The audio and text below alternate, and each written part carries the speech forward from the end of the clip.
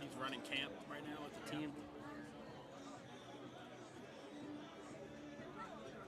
Now probably another thing I mentioned in pregame. Without Graciano Brito scored the first goal, the 2-0 win in the semifinal, and 2 goals in the playoffs. Savoy Morgan's a pretty good guy to replace him. Yeah.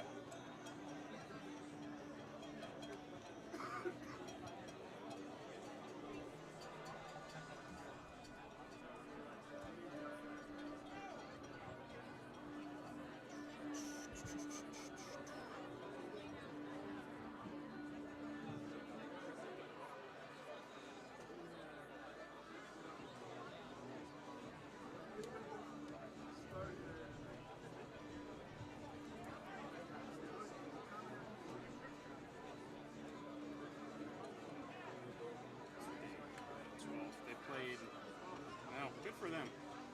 They played at home against Wagner yesterday, and they're URI women, and they're home against UMass Lowell tomorrow, and they're here tonight. Good for them.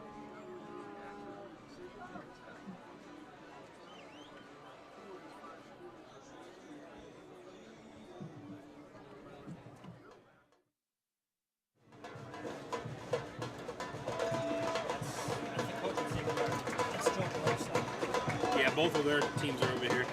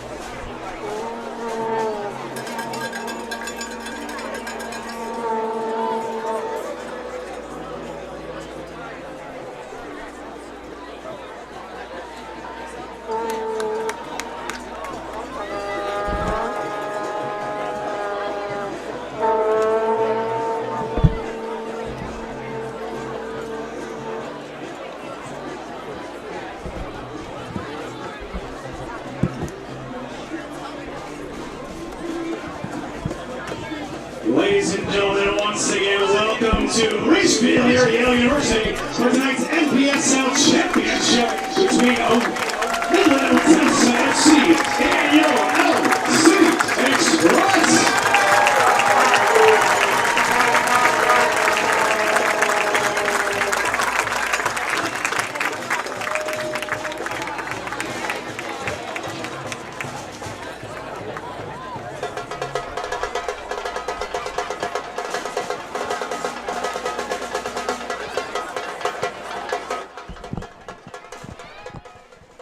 Ladies and gentlemen, please join me in welcoming 96 teams started the 2017 NPSL season, and we are down to 2.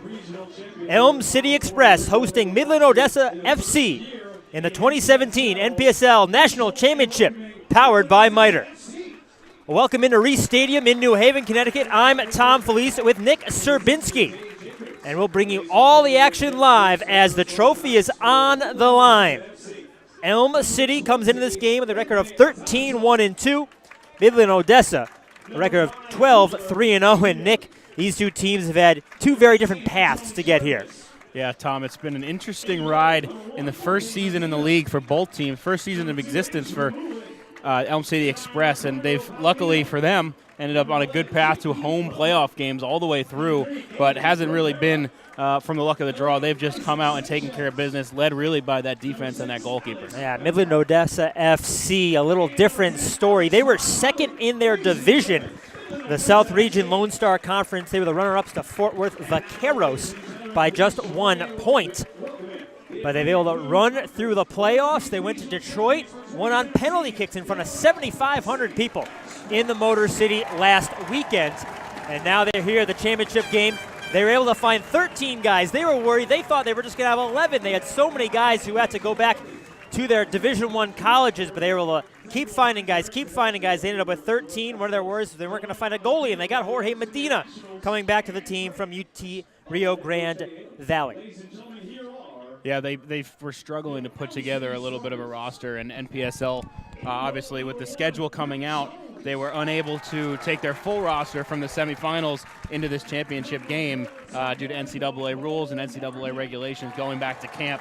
So with so many college and university players, put them in a little bit of a spot. But as we were talking to the coaching staff earlier tonight, they've put it together, and, one game is one game. Yeah. That's why they play it. 90 minutes, you never know what might happen now. Elm City, on the other hand, they have the same roster they usually have, as they are designated as a professional team in the NPSL. One player they won't have is Graciano Brito. He injured his hamstring in the semifinal after scoring the opening goal. Yeah, Graciano Brito, he is one of the more experienced players. I know him pretty well outside of the organization, and he'd like me to say experienced and not older. But he's one of the guys that brings that experience and that leadership on and off the field. Very good guy in the locker room, but it'll be interesting to see if they can maintain that pace. He usually is a very good pace setter, just keeps the ball, slows things down. It's interesting to see who can do that for them tonight. But as you see, the teams are lined up and the trophy is on the field, but we will now pause for the playing of the Star-Spangled Banner.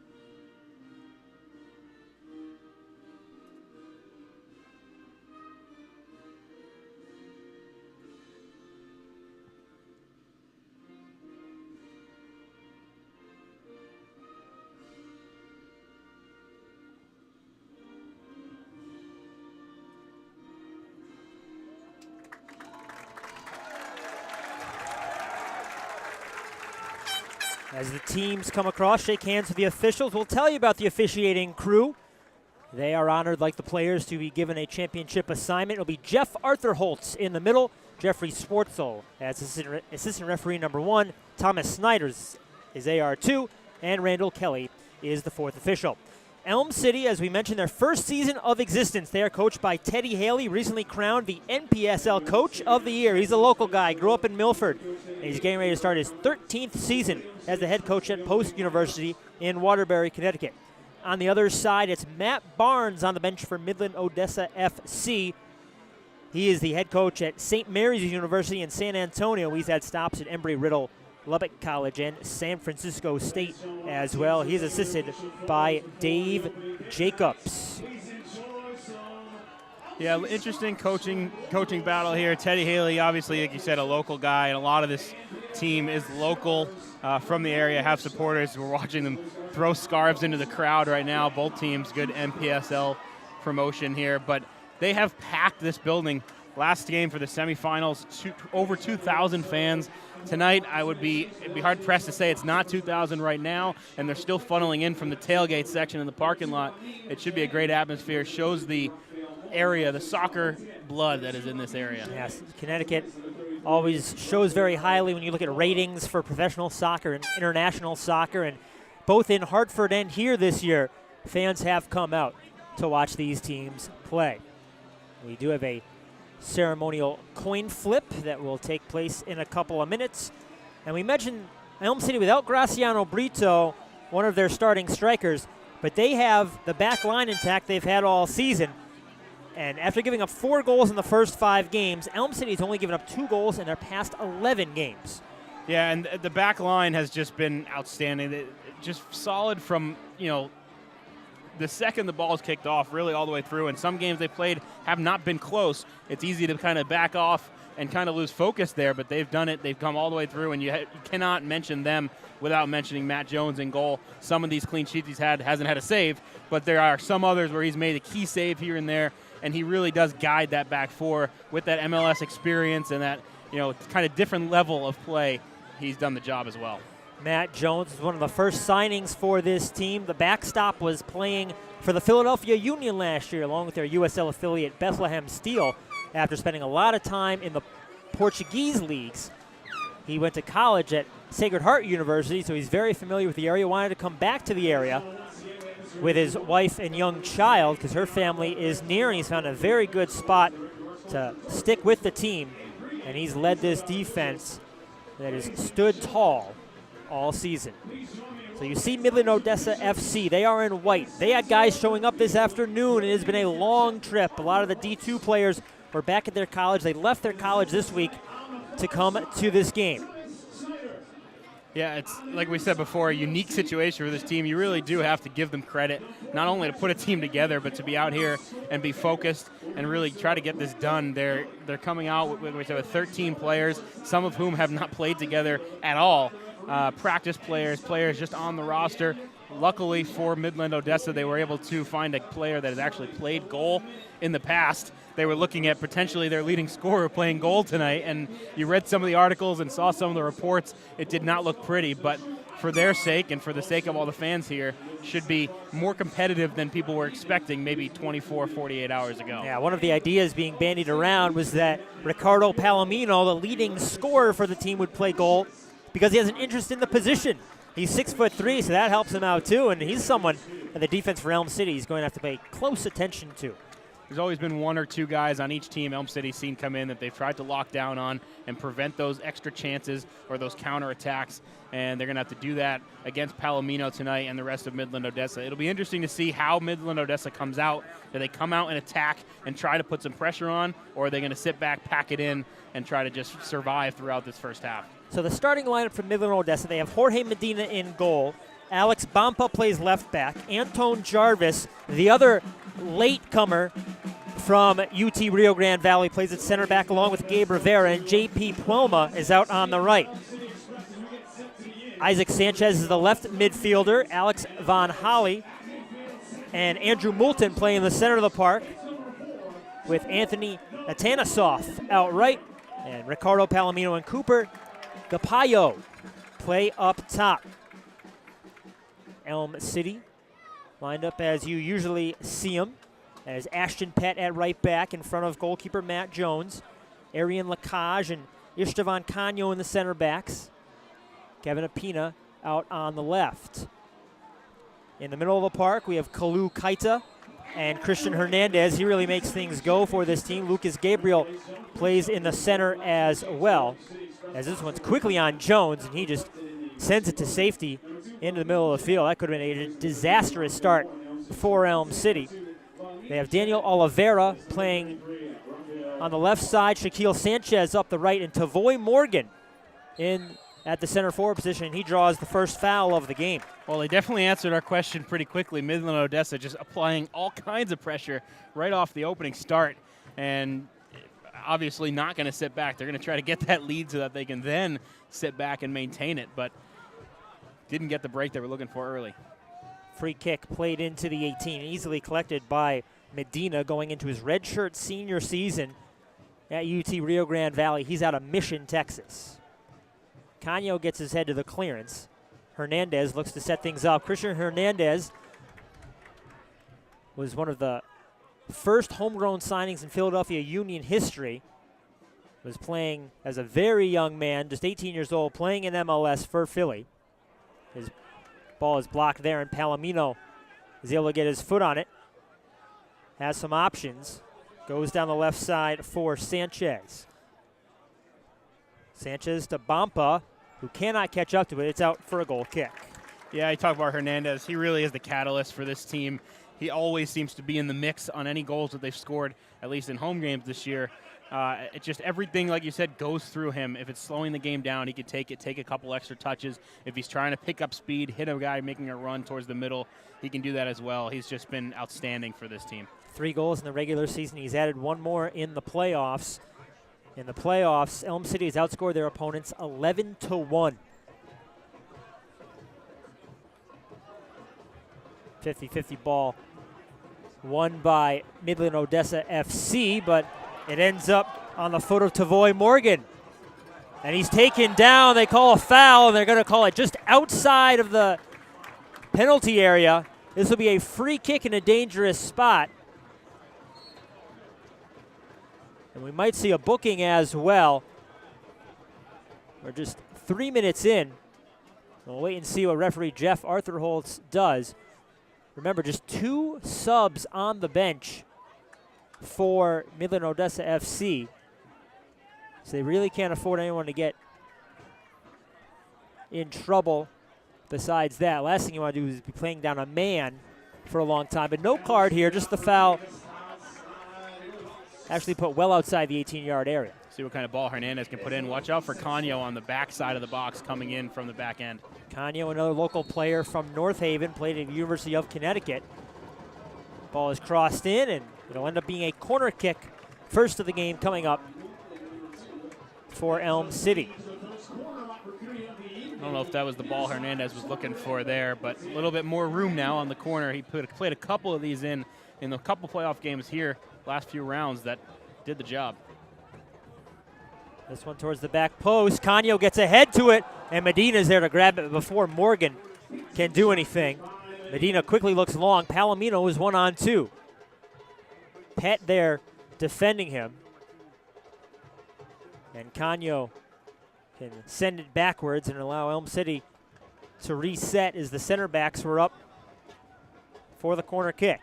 Almost made me look real good on that corner kick. Ball went right to him. Here's Hernandez through the middle. Apina finds Lucas Gabriel. Knocked off of it cleanly. Moulin picks it up. He loses it. There's Morgan. Morgan, 4 goals in the playoffs. He also had 4 goals in a game earlier this season against Lowell. That came back in the middle of June.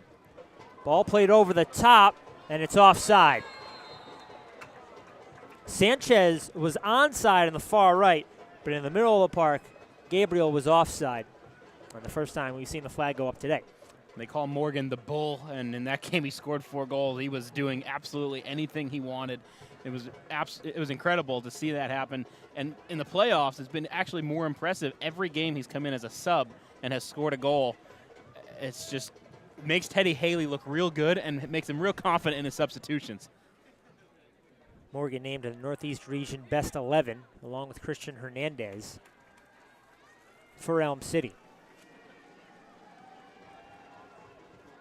We mentioned Elm City in their first season of existence. This is Midland-Odessa's first season in NPSL. They played 8 seasons in PDL, but now they decided to move to NPSL. It made much more financial sense for them.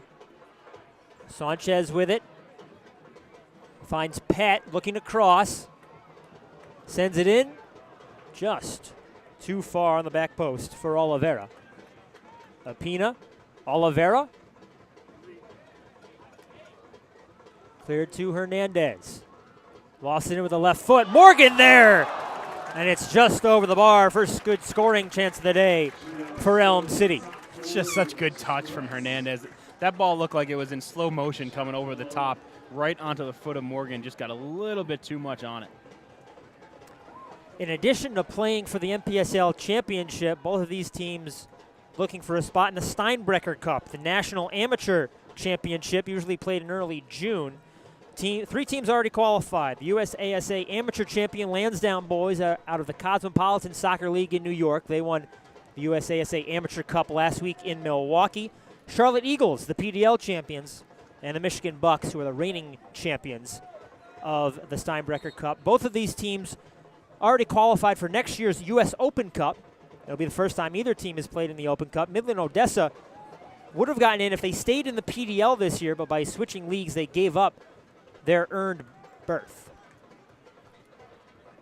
Yeah, interesting to get really into the depths of the different levels and different leagues of U.S. soccer. It's a growing sport and a growing game, as we know, in the U.S., and these two teams no better examples of that growth. Pett throws it in. Now Kaita, and it's cleared out. Kalu Kaita from the Ivory Coast. Played at Monroe College. Here's Pett. Deflected to the top.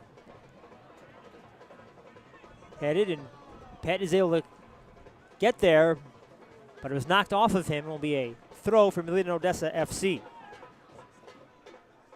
Alex Abampa going to slow things down. He's going into his senior year at Oklahoma City University. He had 10 goals in 17 games last year, and today he's playing left back. Tells you how things are going for Midland-Odessa FC. Well, they were looking for a goalkeeper and a center back, so they got those as the shot is weakly on target from Lucas Gabriel, and Medina grabs it and looks to slow things down a little bit, which you would expect for a team with only 2 subs coming on the road, some guys even traveling day of the game. Yeah, they come firing out of the gates in the opening 20 seconds, and they've definitely slowed the pace down a little bit here. Like to settle in. If you didn't get that quick one, settle in and play your game. In the end, they are all soccer players just because they weren't playing in the same uniform last week. They're all playing the same game. Yeah, pass it to the guy with the same color socks, and you should be okay most of the time. That one lost over the touchline. Elm City looks to get it in quickly. They get it into traffic, but now a little room. Morgan was making his run up top. Elm City couldn't hold on to the ball. Atanisov chasing after it. An Australia native down the line to Palomino. Palomino can't hold it. Palomino's from Puebla, Mexico. Went to Northeastern State in Oklahoma. Now he's going into his senior year at Montana State Billings. If you're Elm City, you'd like to see a little bit more ball movement than usual. Try to tire those legs out for Midland-Odessa, knowing that there aren't a lot of players on the bench. Morgan to Sanchez, but Shaquille cannot control it. It's sent out to midfield. Strong play by Cooper Gapayo, but eventually he loses it. Kalu is chasing and ends up with Pett. Morgan left-footed, blocked. Almost had Sanchez cutting down the middle. Another chance here. Apina makes the overlapping run. Said it's back to Hernandez.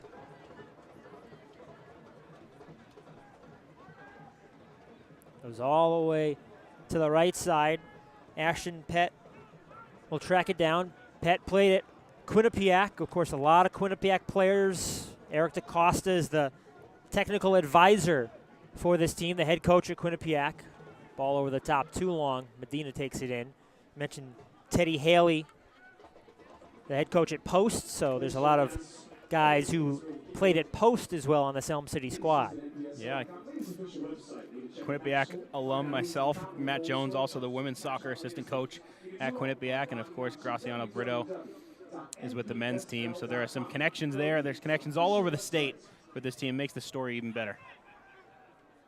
Big hop, and Lacage is able to get it. He's another one of the Post guys. He took a brutal elbow to the nose in the, the second to last, the regional final against Clarkstown. That game got a little bit chippy at the end. A 3-1 win for Elm City over Clarkstown in the national quarterfinal. This is the 5th playoff game for Elm City. They beat TSF FC, as Medina easily handles this one.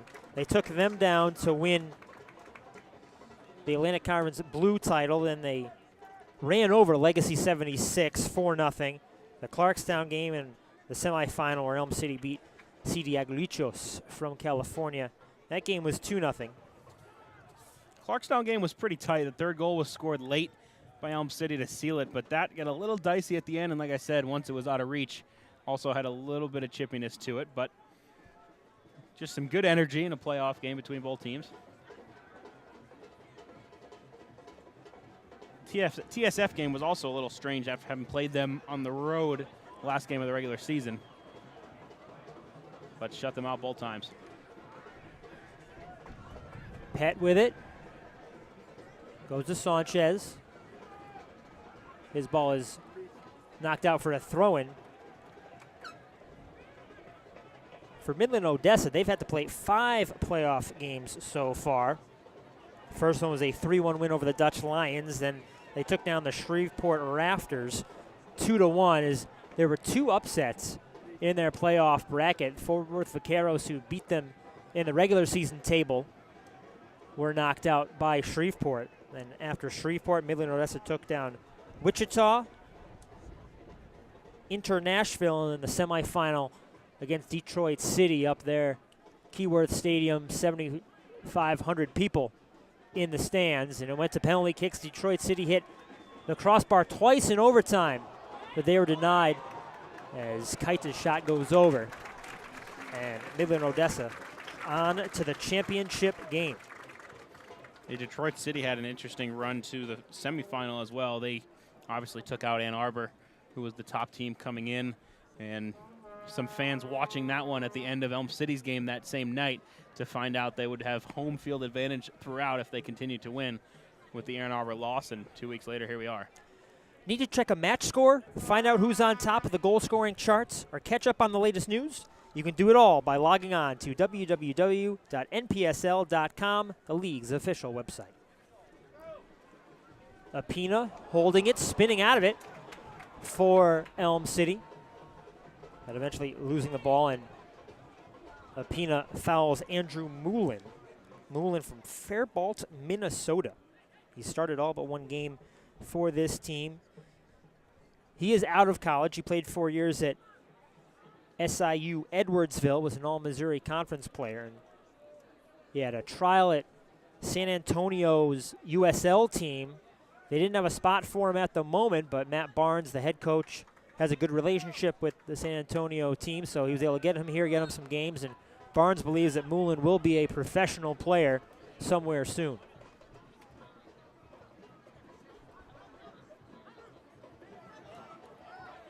And as we mentioned him, there's Moulin doing just enough to keep possession and keep the throw. Palomino with the touch. Elm City certainly looks a little more comfortable in the early going, but that was expected based on the circumstances. Yeah, being the home team, being a team that has not lost on this field this year, and a team who are against a team who some of which were on flights probably 6 hours ago. It's definitely settling in, though, for both sides, 15 minutes in. Sanchez back to Moulin. He's able to find Rivera. He has a little bit of time. They go right back to Moulin.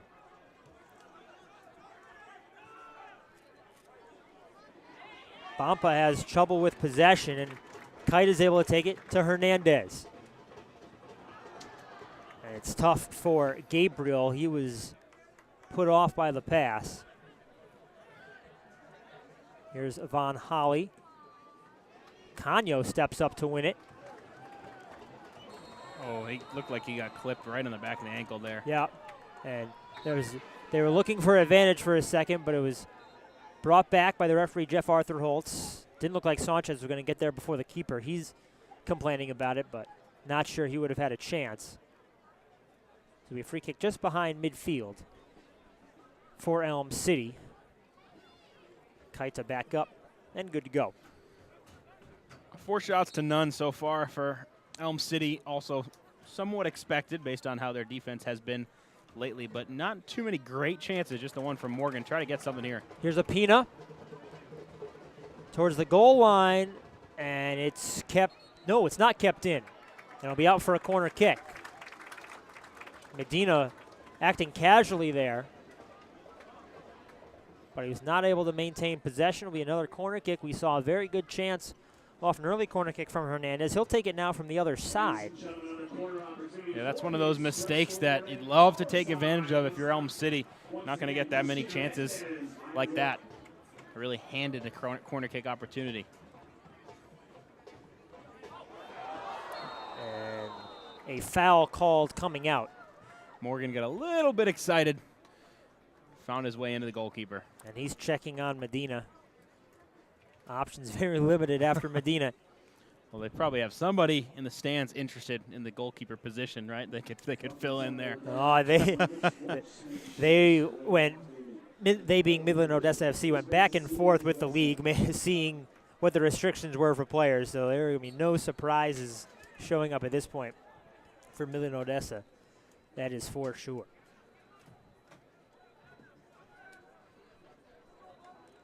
Medina up, and he takes his free kick. Vaughn Holly gets to add to it.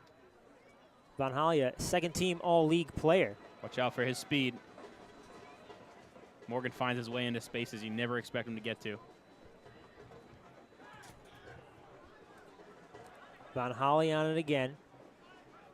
He is the son of Jeff Vaughn Holly, the GM of soccer operations for this team, but Vaughn Holly has certainly earned his playing time this season. Getting ready to head to his sophomore season at the University of Colorado Springs. He has 6 goals on the season. He's played in every game right out of Midland High, a true local player for this team. Deep in the corner, it's Gapai, but he can't hold on to it. And Kaita grabs it. Hernandez with a flick. What a touch. Here comes Gabriel.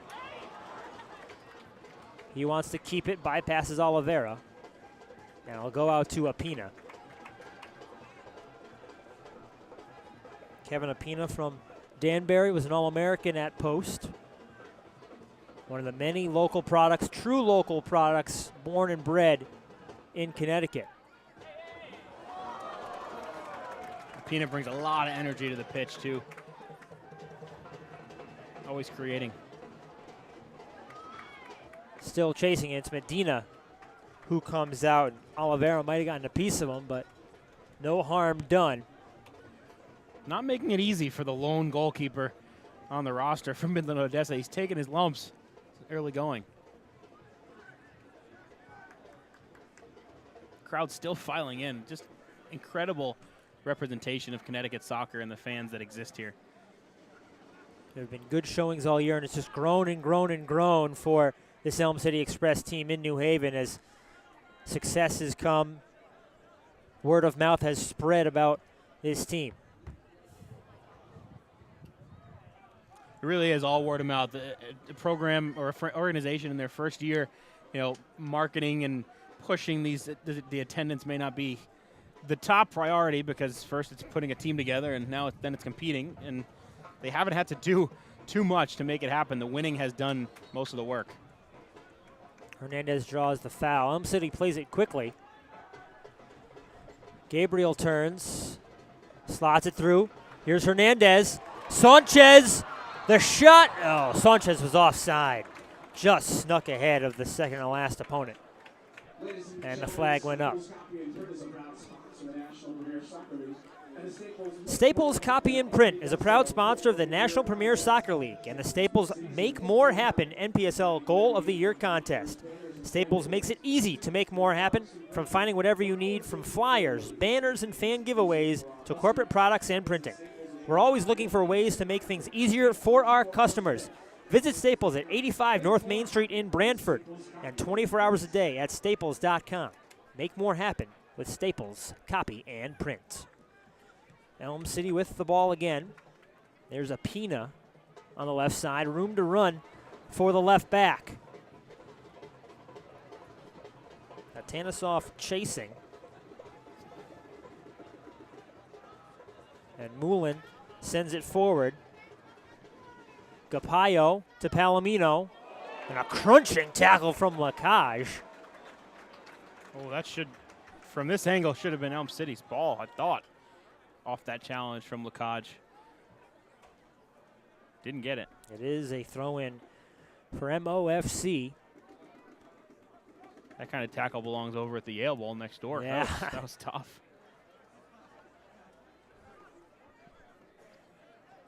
Tom Felice, Nick Serbinski with you here at Reese Stadium, Yale University, New Haven, Connecticut. Header from Pett goes back, and Canio clears it forward. Canio played in just 9 games at the University of Connecticut before his senior season.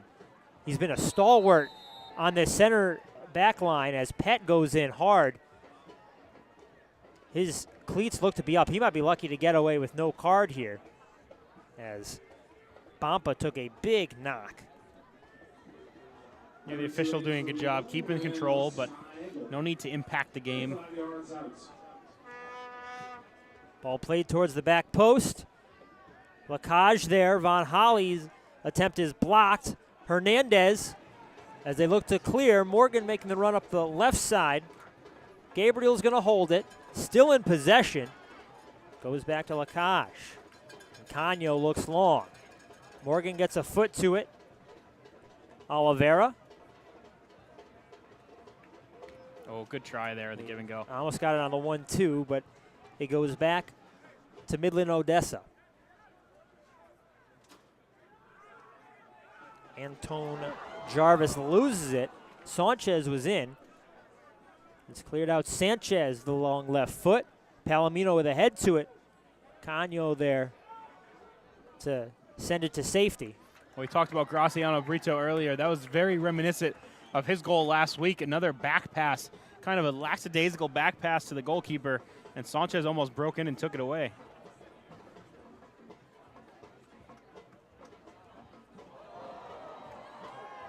Little nutmeg in the Nutmeg State. And a clean win for Moulin. Palomino quickly going the other way.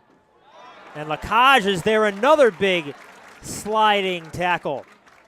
He's had 2 in a couple of minutes that have been clean and forceful. I mean, yeah, textbook tackling, textbook defending for all the youth soccer players in attendance. Take a look. Okay, he's definitely made his presence known. Apina still wide open on the left side. Hernandez sends it there. Check that, it's Oliveira as Apina looks to join him, and the ball is over the touchline. That was a missed opportunity, then they found it again, and then they missed it again. That was not exactly what they're looking for. One of the few times Hernandez does not make the wanted decision right away. We'll give him a break. Yeah, can be excused. He's got a decent track record. It was okay. Yeah, he's done very well for the team this season, controlling play in the center of the field.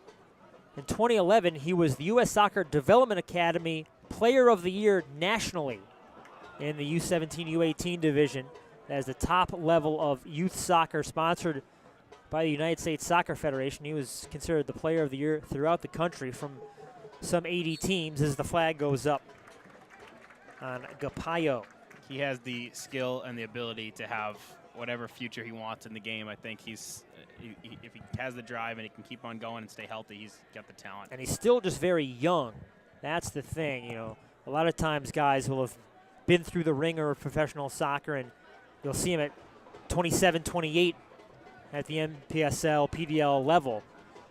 But Hernandez still in his early 20s.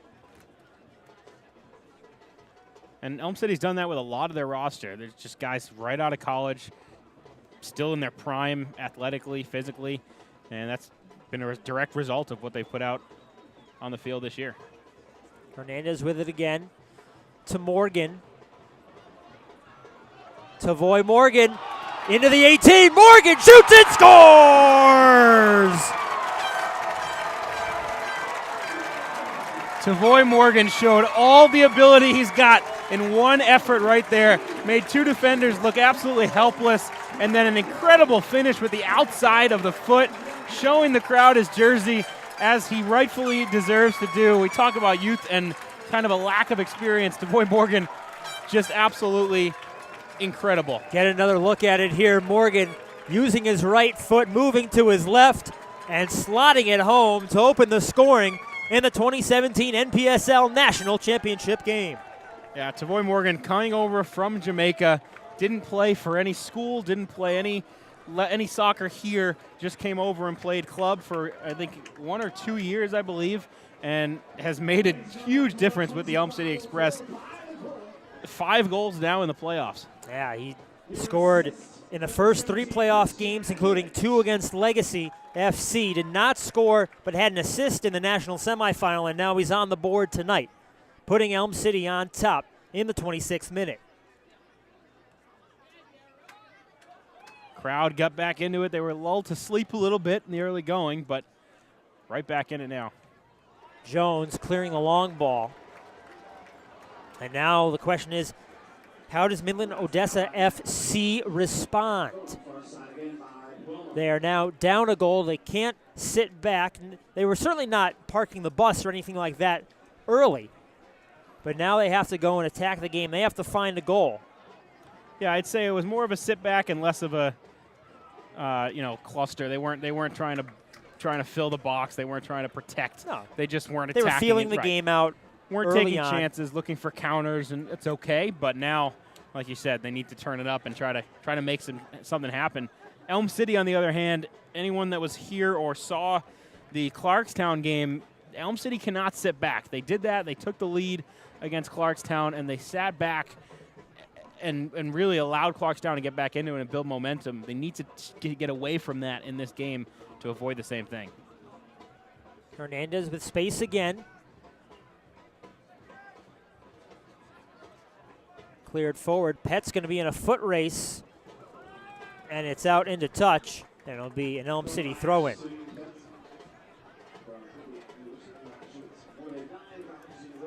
Hernandez continues to track back to get the ball, plays this one long, but no options there.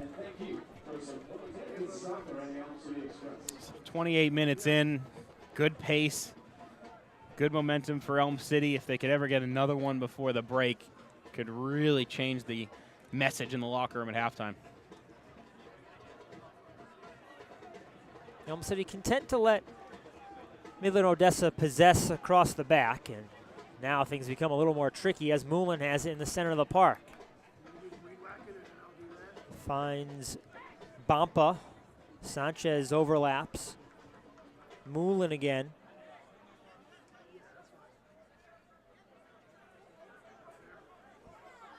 Possession along the touchline. It stays in, and Pett is able to play it forward. Sanchez sprinting ahead. And into a few defenders, and the former Sacred Heart Pioneer loses it. He almost ran out of his own shoes there. Yeah, Got a little carried away. Medina plays it long. Canio there to Apina. There's often a lot of space on the left side for Elm City. In fact, really on both sides is now Pett. Opens up on the right. See where Jones goes with it. He goes back to Canio.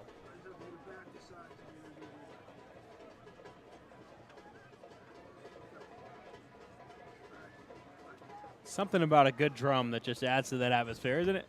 Changes the whole thing. One of the best soccer instruments for sure. There's contact at midfield. Nothing given as Hernandez goes to Morgan. Morgan, through ball. Back towards the penalty spot. Just one too many touches there. Would have liked to see an effort on goal. Yeah, Oliveira in a good spot. Hernandez goes down easily, and it's the other way with Palomino. Yeah, definitely contact, but I think he helped that one a little bit. Palomino still on it. Plays it out to the right. Atanasov on it. Palomino came up a little bit limp there. That is definitely not a good sign for Midland-Odessa. Still favoring that leg. Hernandez settles it. This one out, and it will be the throw-in for Midland-Odessa FC. Of course, the Elm City bench was in perfect position to see it, and they disagree with the call. Don't expect anything less.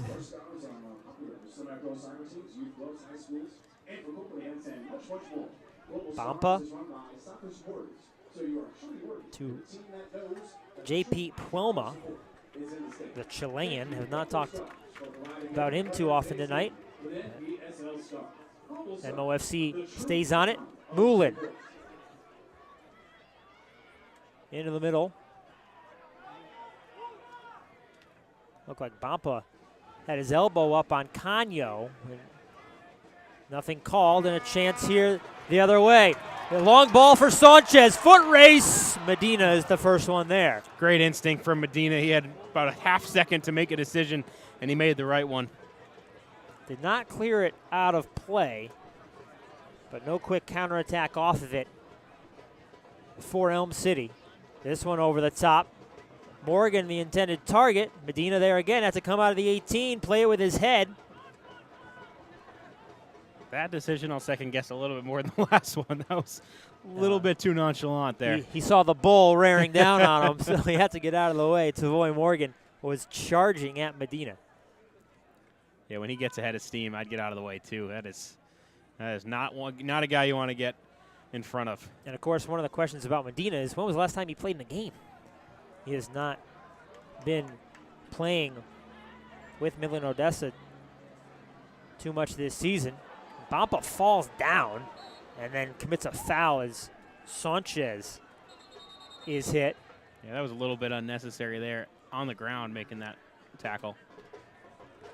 Shaquille Sanchez out of Kingston, Jamaica, played 1 year of college at Reinhardt University in Georgia, an NAIA school. Then he transferred up to Sacred Heart in Fairfield, Connecticut, played 3 years, had 8 goals, and was a first-team All-NEC player as a senior last year. He's scored 1 goal in each of the past 3 games. He had 6 in the regular season to tie for the team lead. He's at 9 overall on the season. Morgan now at 11 with his goal tonight, the team leader. It's a good touch there. No one on the other end of it. Oliveira. Sanchez. Long ball for Morgan. On the chest, and Rivera clears it away. Not too far, though. Oliveira with it again. To Morgan. He is onside. Back to Hernandez to set things up. Plenty of room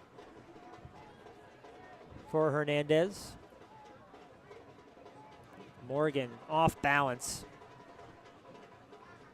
And MOFC goes forward. Canio cuts it out quickly, denying Palomino a chance to gain possession. Yeah, really not a lot of authority on any of the clearances by Midland-Odessa.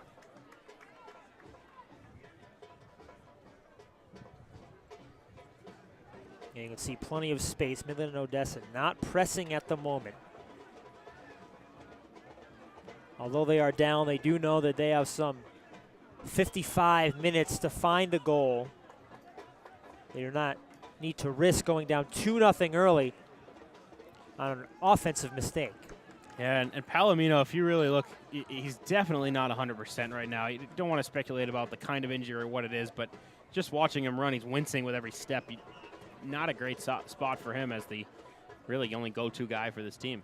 If you are not familiar with the NPSL, each team is allowed 7 substitutions with no re-entry. So once you're out, you're out.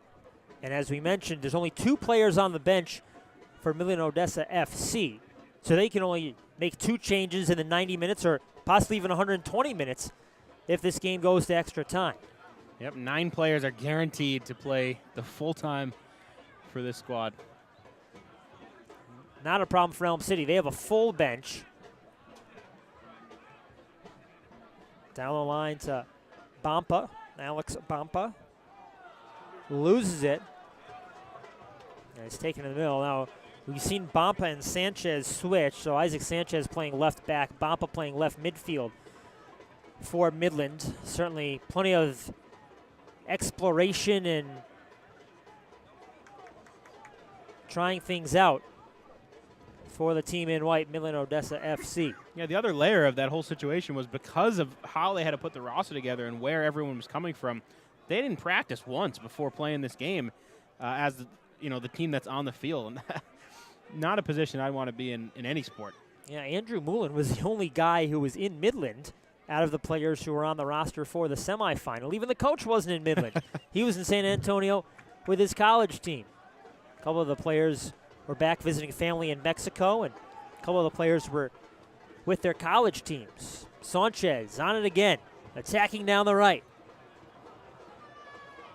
Gets it back, and it's cleared to safety. It will be a throw in a dangerous spot for Elm City. Yeah, obviously Elm City looking fairly comfortable right now and so far, but what a story it would be if Midland-Odessa ever was to pull that off. I mean, the way that they put it together, it's one that would go down in the record books for sure. Yeah, there are many books that could be written with stories from lower levels of soccer and even the higher levels of soccer in the United States, but this story would definitely be featured if Midland-Odessa pulled it off. And even just being able to get here in their situation, good shot from Kaita. Medina makes the save. Yeah, that was a great rip there. That was looked like on target as well. You can see some of the crowd on the ends of the field as there's no room left in the bleachers in front of us. Lapino watches it go out for a throw-in.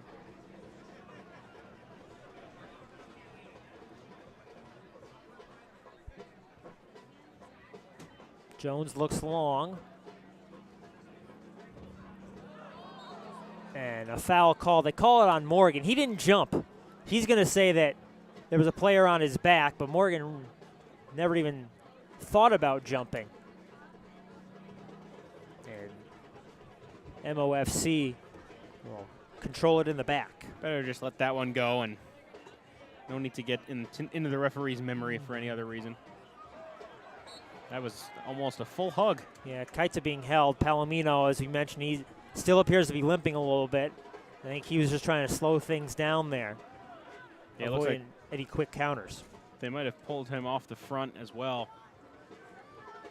Or it might have just been momentarily. He's definitely hurting. He is not at 100%. You got to give credit, Phil, for the effort. I mean, hasn't looked at the bench once, hasn't knelt, hasn't done any of that. He's battling through it. Give him credit there. They may not have anyone else that can play attack. Exactly. With only 2 subs, if you waste one early or use one early and only have one left, so many things could happen. Red cards, more serious injuries, and the like. Yeah, it's one of the played through, Pet across, and it's cleared out for a corner. One of those where you, as a coach, you're telling them, you know what, if you don't have to come out, you're not coming out. Yeah, just don't even look at me. Yeah. And that's where you have to go. Unfortunately, that's where we are. You'd love to have 2 full squads in a championship game, but that's the nature of the beast. Assistant coach Dave Jacobs was just up talking to Palomino. Palomino made a signal with his hand. It was hard to tell what it was saying. It wasn't the sub signal, but it was one hand with the sub signal. So I think he was saying I can keep going. Keep going, or maybe can you think about a sub? Yeah. Well, at this point, 6 minutes from halftime, would think they might get into halftime, and then they can really reset things and talk about it as a group. Hernandez with a short corner. This ball is out, and it will be a goal kick. Oh, I don't know about that one either. Coach Teddy Haley up in arms. Global Scarves is a proud sponsor of the National Premier Soccer League and the Global Scarves Supporter of the Year contest. As one of the premier custom soccer scarf providers in the United States and Canada, our scarves are popular for semi-pro soccer teams, youth clubs, high schools, and for corporate events and much, much more. Global Scarves is run by soccer supporters, so you are truly working with a team that knows that the true icon of support is in the stands. Thank you to Global Scarves for providing every player in today's game with an NPSL scarf. Saw one draped over the NPSL Championship trophy before the game. Some pretty nice scarves. I was hoping they'd be draped over our chairs up in the press box when we came up here, but I can vouch that they are high-quality scarves. I wish I had one earlier in the year. I was thinking about my NPSL scarf that I didn't have. Morgan looking through. He was onside. Another chance. Ball deflected. Will be another corner kick. And now Morgan's been spectacular all year, but if there's one thing you can say when he is in a position like that at the end of a run or misses a chance, he needs to do a little bit better job coming back to the play. There he would have been offsides if he made contact with the second chance. You'd love to see him put himself back in position to make that play. So Hernandez to take this. The left-footed player will hit an outswinging corner kick here. Be a good time to convert right here. All the big bodies in the box. Driven ball. Header clear for Midland-Odessa FC. Canio, the center back with it, looks to play a 1-2, kites into the middle, intercepted. And he gets it right back to the back stick, over everybody. Hernandez still there after taking the corner. Into the 18. Oliveira. And back to Hernandez. Yeah, I would have liked to see that be a shot there from Oliveira.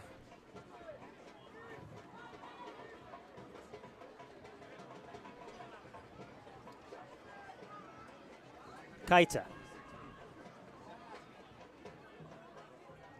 Played into the 18, headed. Morgan was there, and it will be a goal kick as Morgan got his head to it, but could not direct it on frame. Almost a duplicate of the first chance of the game for Morgan after the foot of Hernandez. Good chance, good effort.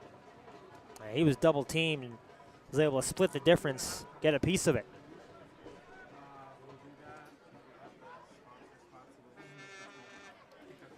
Important for Elm City to continue to apply pressure, keep that momentum for the last few minutes here. Pett took a big hit, and now a foul called. The referee was looking at advantage. It ended up on an Elm City player's foot, but nothing was there for Elm City. And now they take the free kick. We should note, Medina did not take that goal kick. It was the center back, Antone Jarvis. So you wonder if there's an issue with the legs for Medina, or just Jarvis can do a better job. It's funny, this situation with the roster really makes you question some things you wouldn't Exactly, look too much into, Yeah, usually going into a championship game, your storylines are pretty well set. Right. You're not watching the hand signals of the attack. This has been an unconventional game for sure, as Kaita grabs it to Oliveira. Into the middle, knocked away. Pull the trigger, young fella. Oh, he's had 3 or 4 chances there. You'd love to see him put it on goal. He's certainly very keen to be a good teammate and pass, but I'm sure his teammates would want him to shoot a little more often on some of these. I played soccer briefly, more of a hockey player, but in either sport, I'd love to have a great teammate that can score a couple goals. I will never be mad at that. Morgan. The shot from Gabriel right at Medina. And on the flip side. Yeah, there's a shot. Medina certainly been the busier of the two goalkeepers as the first half winds down. Yeah, so far it's a Matt Jones special. The safeless clean sheet. Yeah, he's come out a couple of times, but he's not faced a direct shot. Well, I'll tell you what, the first play that he made early in the game was as big as a save. Yeah. Foul called here on Isaac Sanchez as Sanchez ends up on the turf. Isaac Sanchez out of Mexico City has played with this team when they were in the PDL, and he's now a volunteer assistant coach with Matt Barnes, the head coach of Midland-Odessa at St. Mary's University in San Antonio.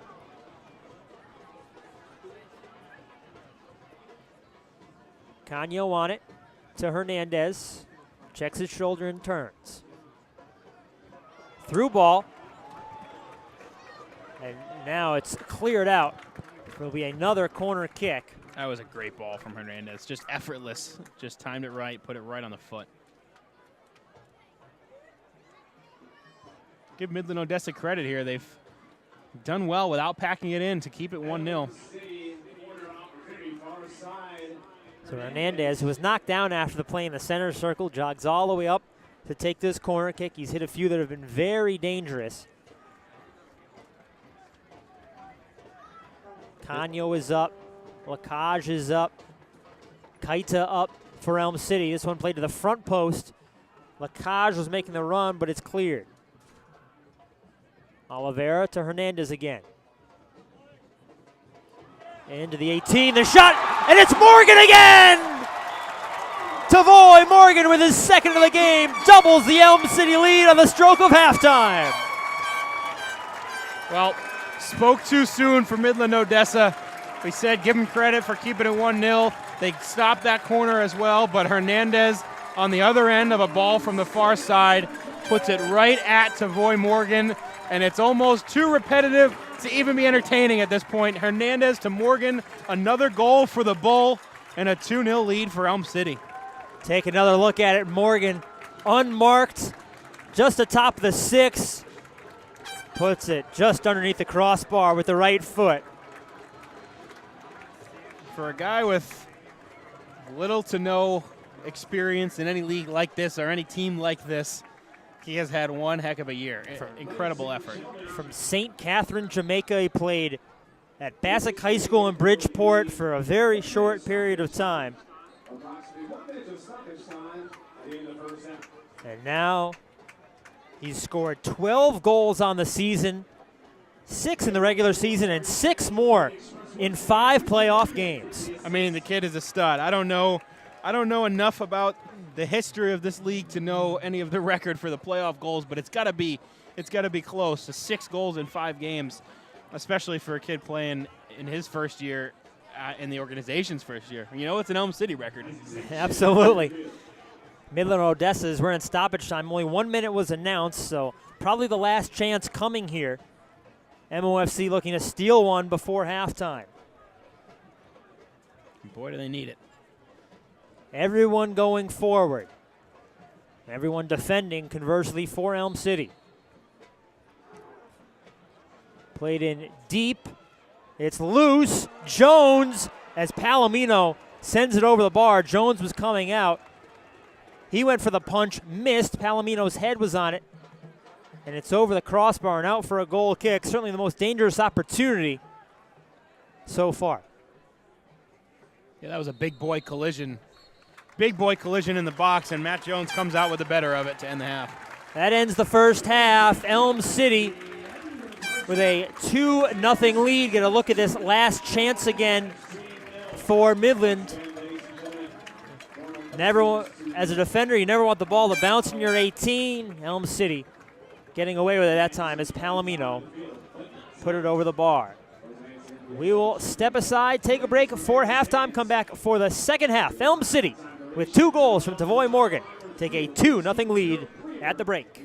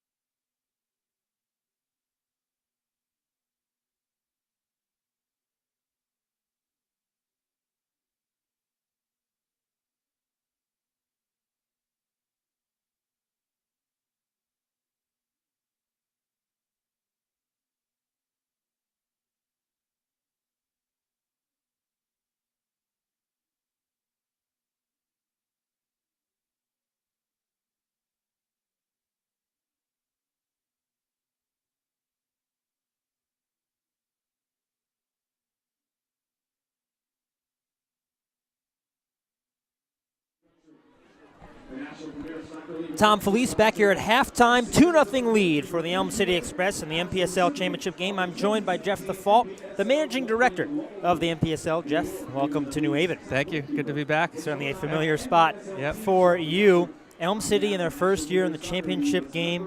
What does the league think about this? This is the realization of Zach Henry and his team's goal to bring soccer directly into the community to New Haven, Connecticut. We've got a crowd tonight of over 3,000 people, and this represents everything that NPSL is about. Yeah, it certainly is a great crowd, a great atmosphere tonight. And then on the other side, Midland-Odessa FC, it's been a long road for them, but they had a good showing in the first half. Yeah, another first-year team that's had some success. You know, they're an established team that's come over to us this year and represented the South region very well. So we hear about things, you see newspaper articles written, and they always come through the team. What kind of support is the league giving to teams throughout the year? We have a great staff. We have a staff I'm very proud of. We offer a lot of services that's driven by our members' dues, but we offer whether it's registration, scheduling, refereeing. So we're very proud of the service that we provide to our members. Elm City up 2-0 on Midland-Odessa FC. And it seems like the Northeast region's really been thriving in the NPSL the past couple of years. Is there anything that you guys can really pinpoint that's led to the growth of the NPSL in this part of the country? I think part of it's the level of play. I think part of it is the regionality of how close a lot of our teams are. It makes travel a little bit easier. But they've certainly been a leader both on and off the field. Is this the first time you've come to an Elm City game this year? This is the first time. I saw Elm City play at Hartford earlier this year, so this is my second taste of the NPSL in Connecticut and that blooming rivalry, which is definitely real. Yeah. But yeah, my first time at Reese Stadium here at Yale. Yeah, I was going to say the familiar confines for you, but you've been out in the stands. What is the atmosphere like in the crowd tonight? The atmosphere's strong. I spent some time with the supporters. Were you banging the drum? I wasn't banging the drum, but I was offered pizza, and it's a professional tailgate scene out there. So that they've done great, and there's buzz. We were up here earlier promoting the game. We're looking at some of the pubs yesterday that had the Premier League games on. People know about it. Yeah, people know about it here. Yeah, the team has certainly taken hold here in New Haven, and it certainly helps to have a lot of local players. What role does that play throughout the league for teams to have the local players and really be a community club? It's very much our goal. Our stated goal is to grow the game in the United States, and part of that is ownership with local engagement, and a large part of that is opportunities, not just the players but also referees, administrators, so that we can raise the level of the game nationally and bring the game to specific communities that as you can tell tonight, really appreciate and get behind it. Obviously, the end of the season is tonight, but your job really never ends. Yeah. So anything that you can preview going forward, looking into next year's NPSL season that the fans would be excited about? We're opening expansion. Again, we've got a number of conversations. We realistically over 100 substantive conversations with different groups across the country. That speaks to our turnkey platform, cooperative platform. So we'll be starting our annual expansion announcements soon, and then the off season is just as busy at this point. We have our owners meeting, annual owners meeting at the end of the year. We pick up with our player showcase, and before you know it, the West region's starting in March again. Yeah, they play pretty early in the calendar year. Yeah. So we'll be looking forward to it, and soon we'll have a champion to crown. We will. Jeff Default, the managing director of the NPSL, joining us here at halftime. Jeff, thank you so much. Enjoy the second half of this game. Thank you. I will. Thanks, Tom. All right, we'll step back aside, and when we come back, the second half of action between Elm City and Midland-Odessa FC.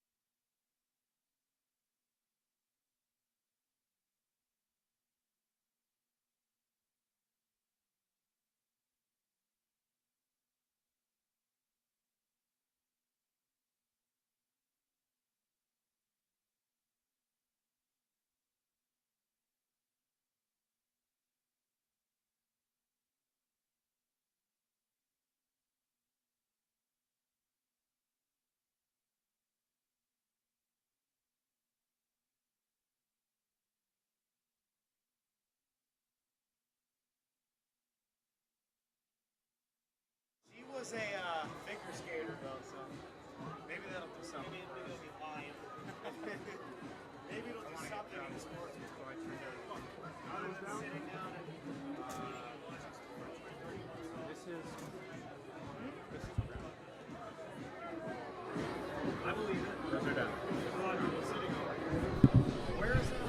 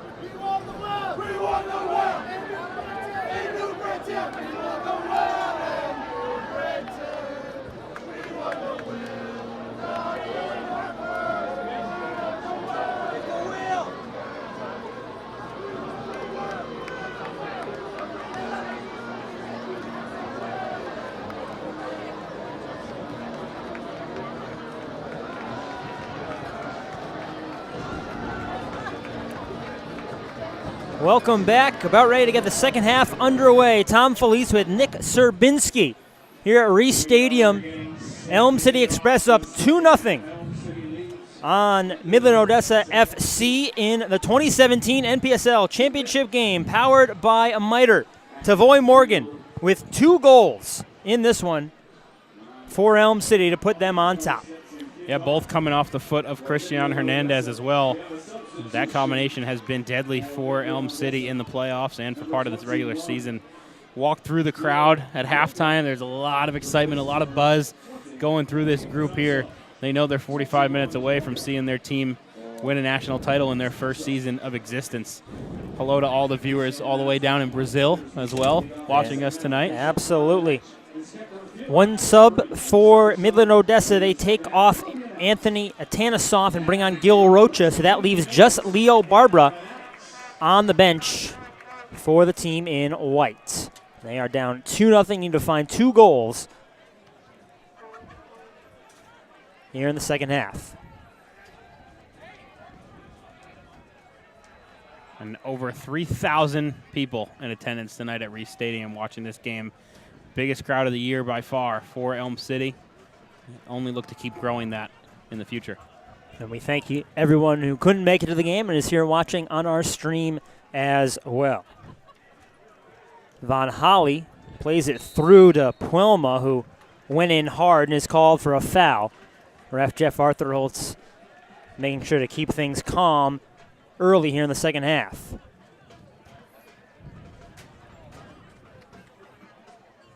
A little bit different pace for Elm City early in the second half compared to the first half. You want to not make any mistakes and avoid any of those quick counters. Don't want to sit back, but definitely can afford to be a little bit lighter on the attack. Cleared well out into the stands by Kaita. Making sure everyone's back in their seats and paying attention. Yeah. Almost got a painful souvenir in the stands. And those souvenirs you don't get to keep either at this game. Well, bruises you get to keep. Yeah. Memories that last forever, but nothing to show for it.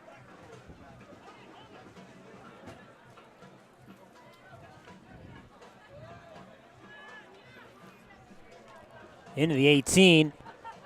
Poked away. Chance. It is blocked. Pet there to block it as Rocha with one of his first touches of the game. Yeah, that was outstanding by Ashton Pett. Rocha was all alone, winding up to drive that one home, and Pett takes care of the danger. And that ball was played in by Palomino on that chance. He looks like he still can't run too well coming back, but he definitely gets a touch on the ball when he wants to. Kaita out wide, Sanchez plays it across.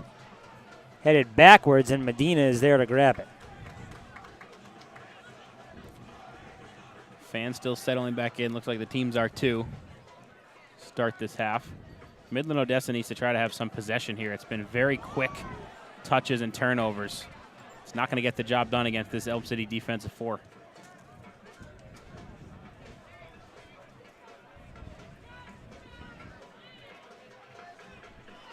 Roca on it in the middle. His pass does not hit its intended target. Forward towards Morgan, but instead the other way. Quickly runs Midland-Odessa. Jarvis out of the back. And that's a foul. Is it inside or outside? It is outside the penalty area, just at the top of the 18.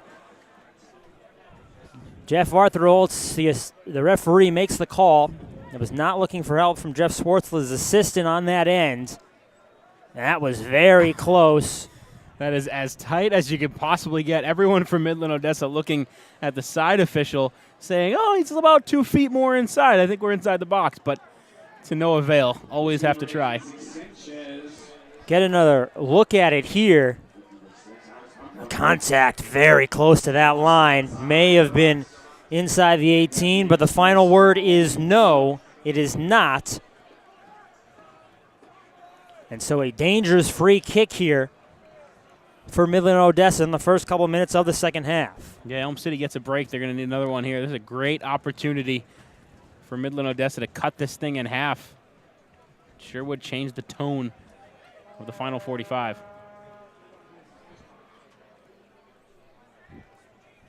Playing with one sub left is almost like playing a man down. You really just can't afford to make any mistake. Sanchez and Moulin over it now. Sanchez with the left foot over the crossbar. Jones was just watching it go. I don't know if I like that decision there. You have so much opportunity from that close to put a ball in and make someone make a play.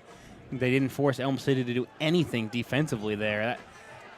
From my perspective, you always want to try to make the defense make a mistake and force them to make that play. And, I mean, there was nothing. You could have had no Elm City player on the field there. It wouldn't have mattered. Absolutely. You never know how many chances you are going to have in such a good spot offensively. But Midland-Odessa has come out to start the second half. Pina is down on the field. Lacage heads it. Hernandez looking long. Morgan was onside. He collects it. And he goes down. The ball was already out. It's going to be a goal kick. Apina still down behind the play. Yeah, Apina ran into a brick wall. It was a clean challenge, kind of an inadvertent tackle there, or an inadvertent contact. The play down the other end, though, draws the ire of many Elm City fans, but like you said, the ball was out of bounds before the contact was made, so no harm and literally no foul as Apina is still down. And if you didn't see that play, as I don't think Coach Teddy Haley did, there was no foul there. It was just contact. Two guys blindsided came into each other, and Apina just got the worst of it. He is still down. The trainer coming onto the field. Ref Edge, the presenting sponsor of the 2017 NPSL Referee of the Year Awards, are the makers of Ref Edge Pro, the world's only stand-and-spray vanishing referee spray, and the fast and easy grip cage holster. Ref Edge would like to congratulate this year's award winners and encourage fans and supporters to stay after the game to see the Referee of the Year award presentations down on the field. Be sure to visit refedge.com and follow Ref Edge on Twitter at Ref Edge Pro and Facebook at Ref Edge so you can control the game. Apina back up, and he'll be good to head back into the game. He is waved on right away as Elm City looks to hold on to their 2-0 lead.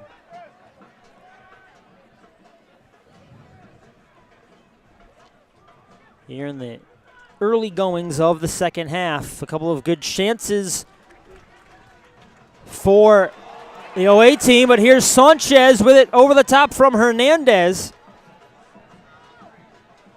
Crosses back to the top of the 18. Moulin cuts it out. As Midland-Odessa has started to do better in the attack, but it's opened up counterattack options as well.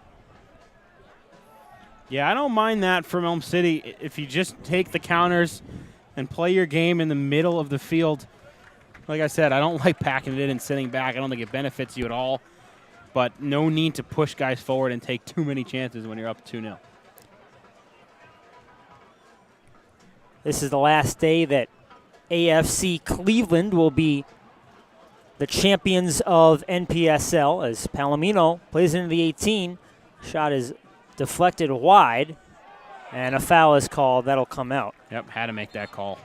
And if Elm City pulls it out tonight, 3 of the past 4 champions of the NPSL will be from the tri-state area. 2015 was New York Cosmos B winning it all, and in 2014 it was the New York Red Bulls U23 team, the NPSL champs. So Elm City looking to keep it in this part of the country.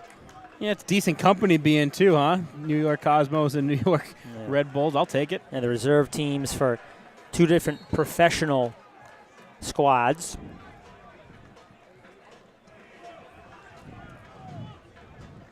And you have to think the way they've done things this year, this Elm City Express organization and the leadership must have some aspirations of more than just tonight. This is a great first step. Yeah, certainly. Going into the first season, talking to Coach Ted Haley before the game, they had high expectations, but it is not. No one expects this, I would say, in your first season of existence. Well, if you expect a national championship in your first season, you're probably crazy, right? It's a great ambition to have, but you can't call an expectation. Maybe it's a desire and right. aspiration. Every team starts the year wanting to win a championship, right? But is it an expectation? Probably not. But coming into tonight and coming into the postseason, then now it's an expectation. You can adjust your expectations as the year goes. The defense still holding strong for Elm City. They've given up just 2 goals in their past 11 games, just 1 goal allowed in the playoffs. Free kick opportunity here. Into the 18, a little deep, and Medina grabs it. He looks to distribute quickly. He does on the throw. It goes over to Moulin. That was across the top of the 18. Canyo pressing. Here's Hernandez with it. Good job from Midland-Odessa to step in and grab the ball. This one's going out of bounds, and it will be an Elm City throw. Gabe Rivera could not hold on to it. Quick throw into Hernandez. Kalu.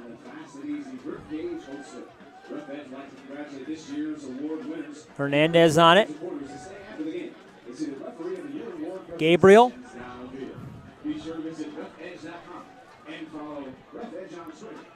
Out wide, Pet. Back to the middle, Kaida.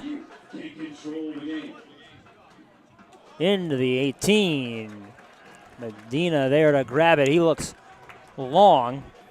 Good look, but he telegraphed that just a little bit. Medina. Cooper Gapayo was the only option up top. Could not chase it down. Middle of the field is wide open right now for some possession from Elm City. Sanchez looking forward. Almost able to find Gabriel, but it's cleared away. Palomino with it. Vaughn Holly with the run through the middle. Palomino through 2 defenders and keeps possession. Palomino still not 100% as he's running. But you can tell he's able to play very smartly, make good decisions. Yeah, I mean, this guy's tough. You can watch him actually wince every time he takes a step. But he is fighting through it as Elm City's actually going to make a sub now. Quentin Swift coming in. Quentin Swift from Enfield, Connecticut. Just wrapped up his career at the University of Hartford. 3 goals, 3 assists as a senior.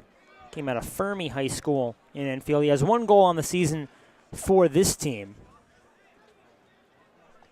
As there's a player down. See who Swift comes in for. It appears he will be for the man on the turf. Trainer out there and some stretching being done. Players coming over to grab water as well. And while this is happening, we spoke to the leadership off the field of Graciano Brito. We can see briefly in front of the bleachers in street clothes on the sideline is Brito. Always active and vocal to the players on the field, and nothing has changed here in a more of a coaching role tonight. It is Lucas Gabriel coming off the field, one of the Brazilians affiliated with the sister club. You see the big wrap on his right thigh. He put in a solid shift for almost 60 minutes, and now Swift into the game to play wide left.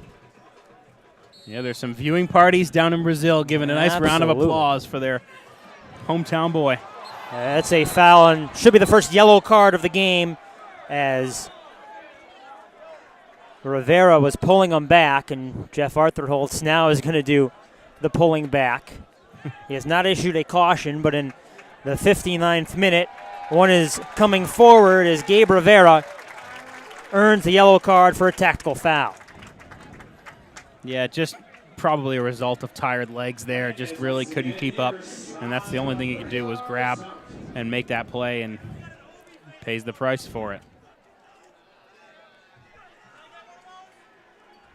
In situations like this, no problem for Elm City. They'll be happy to slow the pace of the game.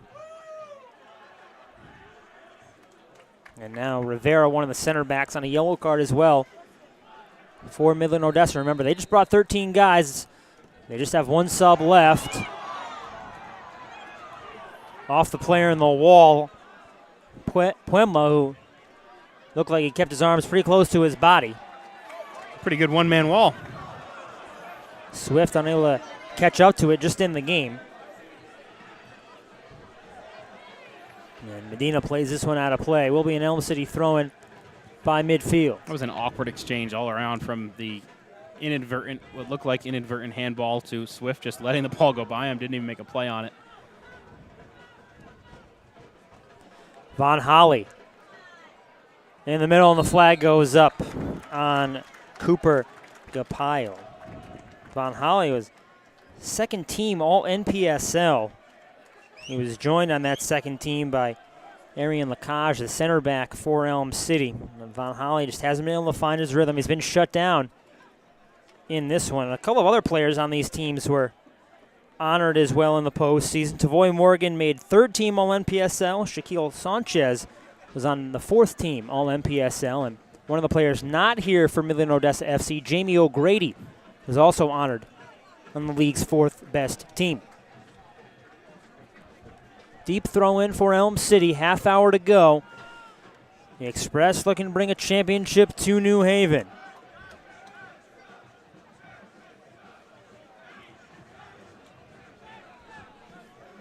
Yeah, they've really settled in here. Good pace, good composure, not getting too excited, too fired up. Just play your game, get a good lead. Limit mistakes, that's the key for Elm City right now. Pett with the tackle, and the ball ends up out of play. Expect Elm City to start making a lot of decisions in terms of safety. They'll knock it out when possible. It's low-risk soccer, as they're 30 minutes away from an NPSL title in their inaugural year. Sanchez speeding down, but he did not win the foot race that time. Gil Oroka able to step in front. He extended the arms a little bit in that exchange and paid the price for it. But again, really not a negative thing there, a negative play for Elm City. It was a chance. They didn't capitalize, but it's going to just continue to draw that clock. And not much going offensively for Midland-Odessa. That one free kick from outside the box might be the best chance they get. Vaughn Holly spending a lot more time on the right side with it.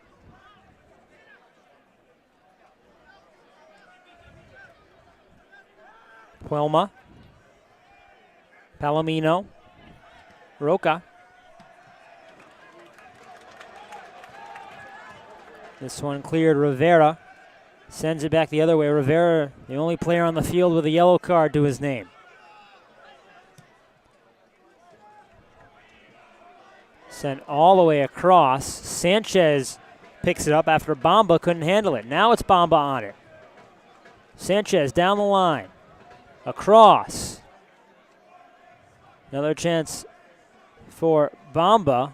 Keeps it in at the corner flag. Now it's out. Will be a Midland-Odessa FC throw-in. They are in white. Elm City Express in the home Navy uniforms.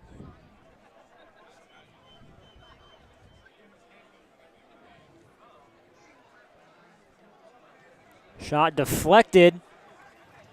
Elm City gets it out of danger. Great job by Hernandez. We talk about his offensive ability, but when he's playing back there, protecting a lead, protecting the goal, he's just as solid. Palomino with his head to it, but it just goes right to Jones. And he'll slow things down. That's that veteran leadership and experience from Jones. Not trying to rush it, not trying to kick the ball away, just let it come to you, play it.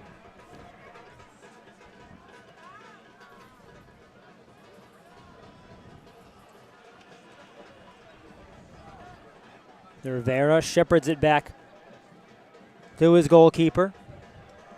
Medina rolls it out. Midland-Odessa continuing to play their game. They're looking for attack up the wings. They've certainly shifted their formation around. You see Vaughn Holly continuing to play on the right side. Palomino gets it, back heel, and now Vaughn Holly chases. Canyo keeps it simple. Puts it in the stands. Savoy Morgan with the game's 2 goals. Coming in the 26th minute and another one right before halftime to make it a 2-0 lead for Elm City. Yeah, that half was really 2 minutes too long for Midland-Odessa. Saw them kind of get tired, start to back off, and Elm City took advantage of it. Questioning myself in my head, when does Midland-Odessa have to open it up down 2 goals? Or are they able to? Swift to the middle. Sent back to the goalkeeper, and Medina is able to clear. Vaughn Holly makes an attempt for it. Palomino as well. Elm City just always seems to have the bodies there. Yep, just when you think you have a man beat, there's another one coming at you. The layers are outstanding for this team. And a foul called as Sanchez took a hit. MITRE is the proud official soccer ball provider of the National Premier Soccer League. MITRE is sponsoring today's MITRE Golden Ball Award for the NPSL Player of the Year, which will be announced at halftime. MITRE congratulates the Elm City Express, Midland-Odessa FC, and all of the teams in the NPSL who compete in the highest level of play with both integrity and sportsmanship. For more information on MITRE, visit MITRE, that's MITRE-USA.com. MITRE, improve your game. So Elm City Express obviously representing New Haven. Midland has a nickname. They're the Tall City out there in West Texas. Right now it's one of the tall men, Morgan, for Elm City on it. Gets 2 to slip. Top of the 18. The shot from Hernandez goes wide, but it was deflected out for a corner. Wow, Morgan looked like Cristiano Hernandez there down low. Looked like Cristiano Ronaldo, too.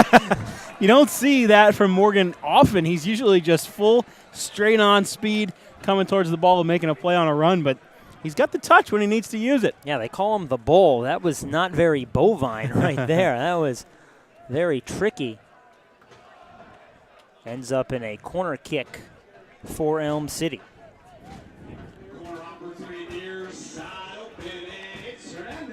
There is a sub at the table, so expect a change soon as this one's played all the way through and out the other side of the 18. Yeah, nobody on the back end for Elm City, but already regained possession. The Giordano Pifero, another one of the Brazilian players who will come in at the next opportunity for Elm City. Of course, you can make 7 subs. Rarely see all 7 subs made because you keep a backup keeper as one of your 18 players on the game day roster. So you have 7 subs to make from 7 people on the bench.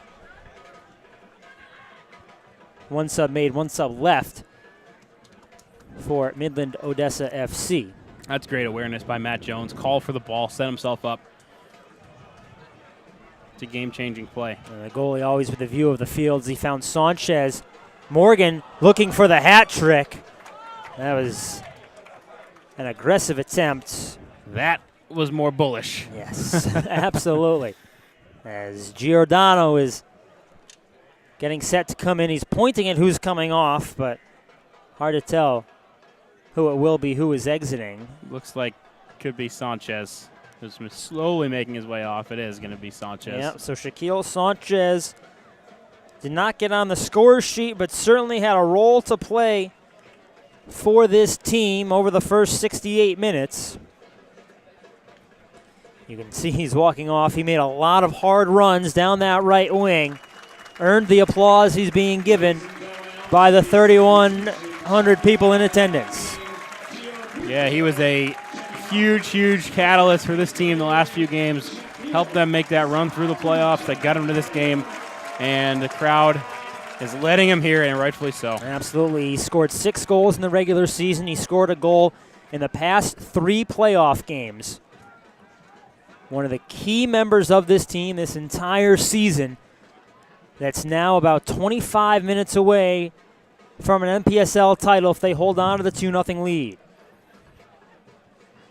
Kaita, Morgan, Hernandez, left-footed, deflected. Oh, not deflected apparently, but Hernandez just got around it, and it ends up being a goal kick. Yeah, he had the keeper beat on that too. If it was on net, it was going in. He was nowhere near the ball. A little shiftiness from Hernandez. The growth this Elm City team has shown throughout the season. You know, they played their first 6 games, never scoring more than 2 goals. The defense was where the focus was, obviously. And then once they hit that 5-0 win against Greater Lowell NPSL FC, it was 5-3-2-5. The one Cosmos draw scoreless, but then 4.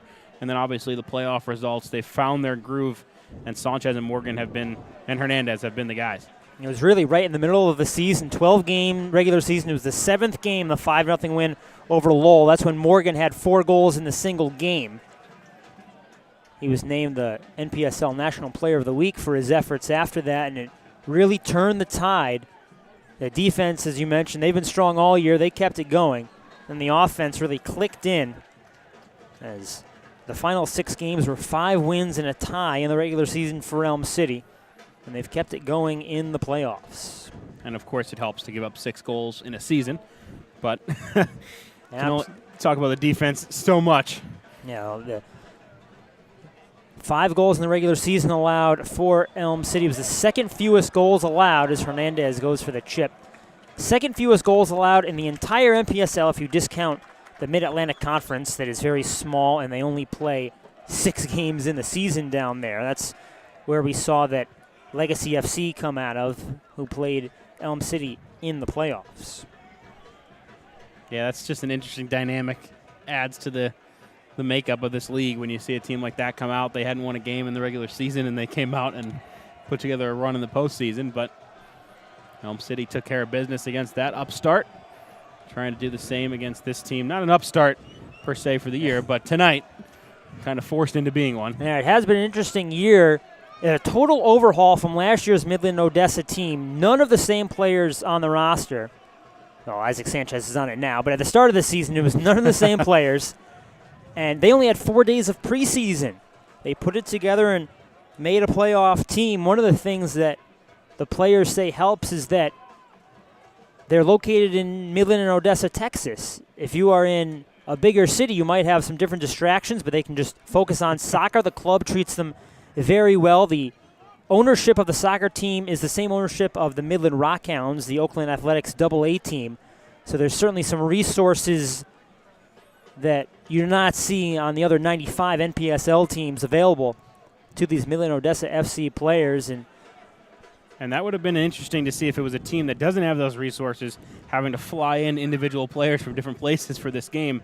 How would that have worked for another team? Well, I think for a championship game, a lot of times somebody can find a credit card. You make it happen, yeah, right. With a high credit limit. But definitely added to the drama. And they did not come into this game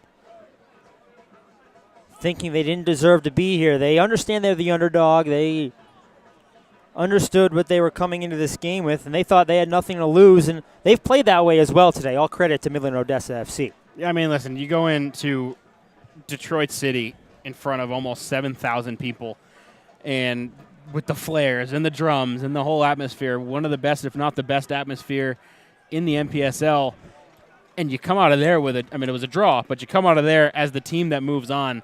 I don't care who's on the roster the next week. That's something that you take away. You deserve to be wherever you're going next. Absolutely. As that effort goes wide, and I mean, another goal kick for Jones. He gets a short talking to about keeping things moving as the clock continues to tick forward. The question is, can Midland-Odessa find one more surge, find a way to get something going forward? Obviously, they're down 2 goals, but that first goal would really change things as it gives hope. And then after 1, you're just 1 away, and 1 goal can happen out of absolutely anything. We almost saw it right off the kickoff at the start of the game. Morgan holds it. Premier League started this weekend. Watched Chelsea go down 3-0 this morning and came back. They scored a quick one. All of a sudden, the whole game changed. They scored a second one, and the pressure's on. So this one, only 2-0. It's just 1 strike, 1 counter, 1 mistake. The whole thing's different. And it would certainly change the energy. But if Elm City is looking to add a third, Swift at the back post gets a head on it off the bar. Quentin Swift, not the tallest player on the field, got a piece of it. And now Jones has to clear at the other end. What a great chance for a reserve. Doesn't see too much time throughout the year, but he almost made his impact there.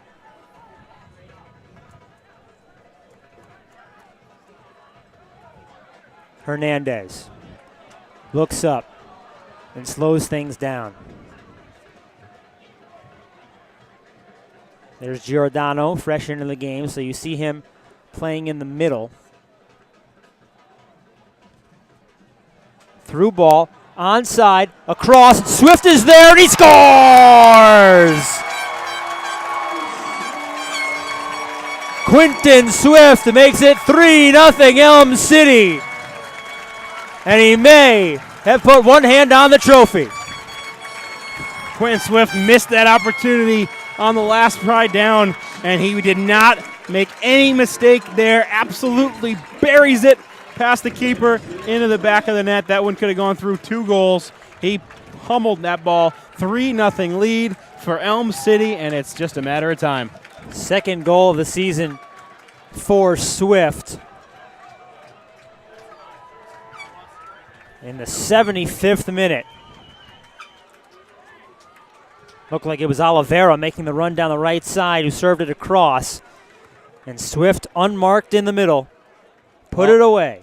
Teddy Haley strikes again. Savoy Morgan with the start today. Instead of coming in as the super sub, he scores 2 for Brito's spot. And Swift takes the spot of Morgan as the sub late in the game, and he just does exactly the same thing, puts one home.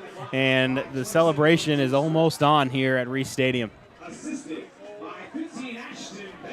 And it was Ashton Pett, the outside back, who made the run all the way up, and he's credited with the assist.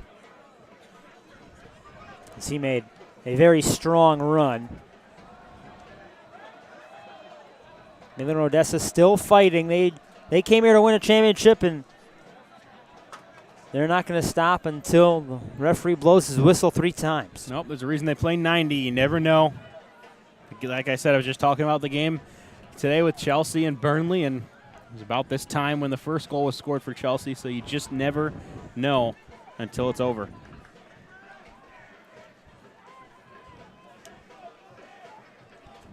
Roca surging forward.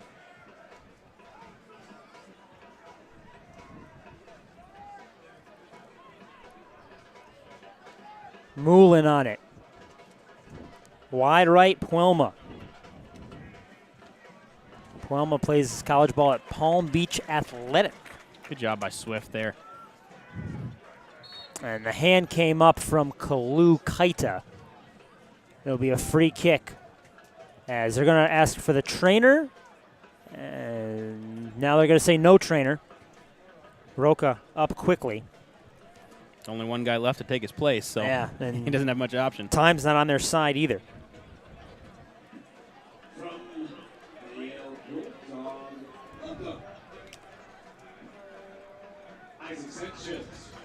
Sanchez to hit this one left-footed.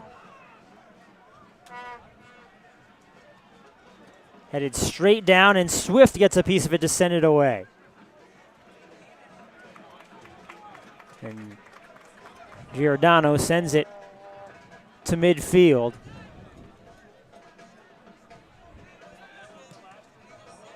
Swift gets in the way of it. Giordano puts his head to it.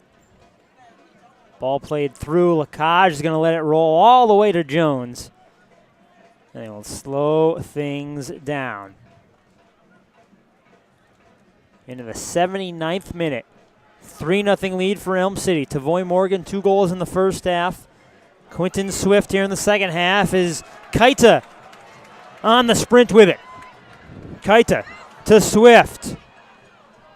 That ball is blocked. And it's out for an Elm City throw-in. Good composure there. Don't need to try anything and risk getting caught in a counterattack. Just play the game. Move it along.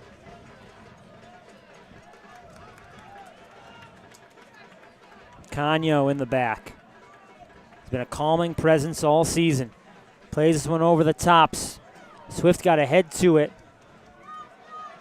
but it ends up in the hands of Medina. Medina taking a little bit longer than you'd expect here. And it's looking like one of the hometown heroes, Sean O'Brien's going to check in a couple of minutes. He's a fan favorite from Guilford, Connecticut. Played his college ball at Southern Connecticut right here in New Haven. There are probably 25 to 30 cutouts of his face in the crowd. They're going to go nuts if he makes his way in. The shot, and another one for Elm City. And they lead 4-0. Well, that one was from outside the 18, just a clean strike, and it looks like the gas tank is empty for this Midland-Odessa squad. They have to take some credit, have to get some credit for what they've done and getting to this point in this game, but Elm City just too much, too far. Oliveira with his first of the playoffs, third on the year, and it's 4-0 for Elm City. Take another look. Right through, unmarked, top of the 18, far post strike into the side netting. As the subs come to the fourth official, it will be Ricardo Palomino coming out. He was never at 100%, but certainly gave 100% in this game for Midland-Odessa. He's replaced by Leo Barba, the only guy left on the bench. Yeah, that is the representation of a competitor right there. Short-handed team. This guy was going to play goal for this team today if they didn't have anyone else to do it. I mean, a teammate and a competitor to the fullest extent. You got to give him credit for the effort tonight, but unfortunately for his side, just ran out of gas. 15 shots to 1 for Elm City. He got a big hug from assistant coach Dave Jacobs, and now another sub. It's Christian Hernandez. Hernandez salutes the crowd. He's replaced by Sean O'Brien. A big hug. And a kiss as well from Hernandez as Sean O'Brien is onto the field. All those cutout faces, as you mentioned, being held up. They say OB on the back for O'Brien's nickname. O'Brien, another one of those vocal leaders from the sidelines. Doesn't see too much action on a game-to-game basis, but when he does, he makes a difference. And he's always helping out from the side. He's been one of the faces of the franchise from the beginning. Through ball, but the flag goes up. Gapayo just offside. Probably going to see a few more subs come in for Elm City as the bench empties.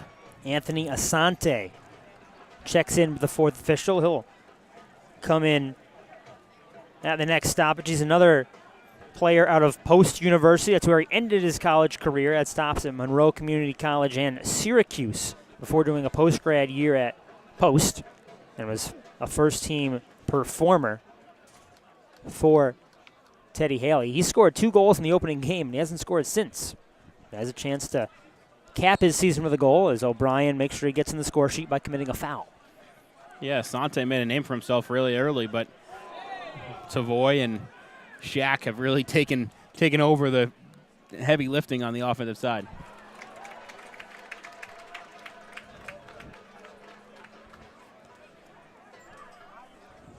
Jones plays it long. Morgan there.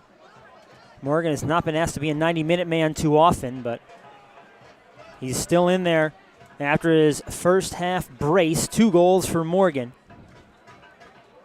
Vaughn Holly chasing. Apina heads it out for a corner. It'll be the first corner of the game for Midland-Odessa FC. And subs will be made here. 2 at the table. Anthony Asante and Chris Carniero. Carniero from Stratford. Played at Bunnell High School. They might wait till after the corner kick to get these 2 in. Carniero played in every game for 4 years at Sacred Heart. And you know what? A good touch from Coach Teddy Haley as well. He's going to get a backup keeper into this. That's Oscar Acosta. Yeah, bringing in the hometown boys, bringing in the guys that don't get out too much. Now you get to play in a national championship game and go out in front of a crowd of 3,000. Really can't ask for much more. Well done. Great effort from Morgan as well. So Morgan comes out, Asante comes in, Carniero comes in for Oliveira. And after the corner kick, we'll see Acosta come in as well, as Matt Jones has been such a big part of this team this season. Ball is headed straight up, and Swift knocks it out. Matt Jones is going to come out of this game potentially with the same amount of saves as you and I. Yeah, he has not had much to do, but he's certainly been controlling the defense from the back. He hasn't faced direct shots, but... Well, he's a perfect example of how a goalkeeper impacts a game without having to do too much in terms of making saves. He has made so many plays tonight and influenced the defensive four so positively. You can't talk enough about Matt Jones' efforts.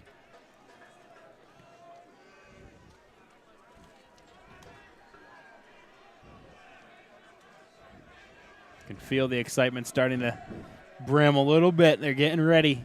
Supporters group down on the far end with about 6 minutes left plus stoppage. Midland-Odessa still pressing forward. Bamba wins the tackle. Puts it back on his left foot. A lot of options that side. Finds Sanchez. Ball into the middle.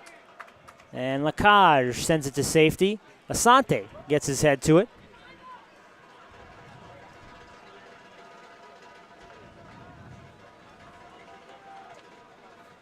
Tell you what, this crowd. Oh, Vaughn Holly with his head to it, but Jones collects, and he rolls it out short. see if they give him a save there. Make me eat my words. Tell you what, it's going to be absolute bedlam when the final whistle goes. This crowd is ready to go. Normally they're able to get on the field at halftime, burn some of that energy. They kept them off tonight. They're going to be fired up in a few minutes. Foul called against Moulin, and here's the sub. Oscar Acosta taking Matt Jones out. Acosta from Columbia, went to Norwalk Community College, then Concordia College. He coaches in the Darien Youth Club, and he was playing on the Sunday League team that plays on Saturdays down in the American Soccer League of Connecticut, the ASLC. He was playing for LDU, one of the top clubs in that league, and he's gotten a chance to be with a higher level team all year, and now he's getting to play in a championship game. They bring in Lamine Jana as well as they take off Ari Lacage. Lacage, the backfield anchor for this team all season. Great to see curtain calls for some of the unsung heroes. Lacage was second team All-NPSL, a New Milford native, another Connecticut player showing his own. As Moulin with the foul there. He committed the foul just a second ago in front of the benches, and he is still being very aggressive as the clock goes over 87 minutes. You like to see guys that don't quit, but no need for any extra contact or physicality here in a 4-0 game. It's just, it's unnecessary at that point.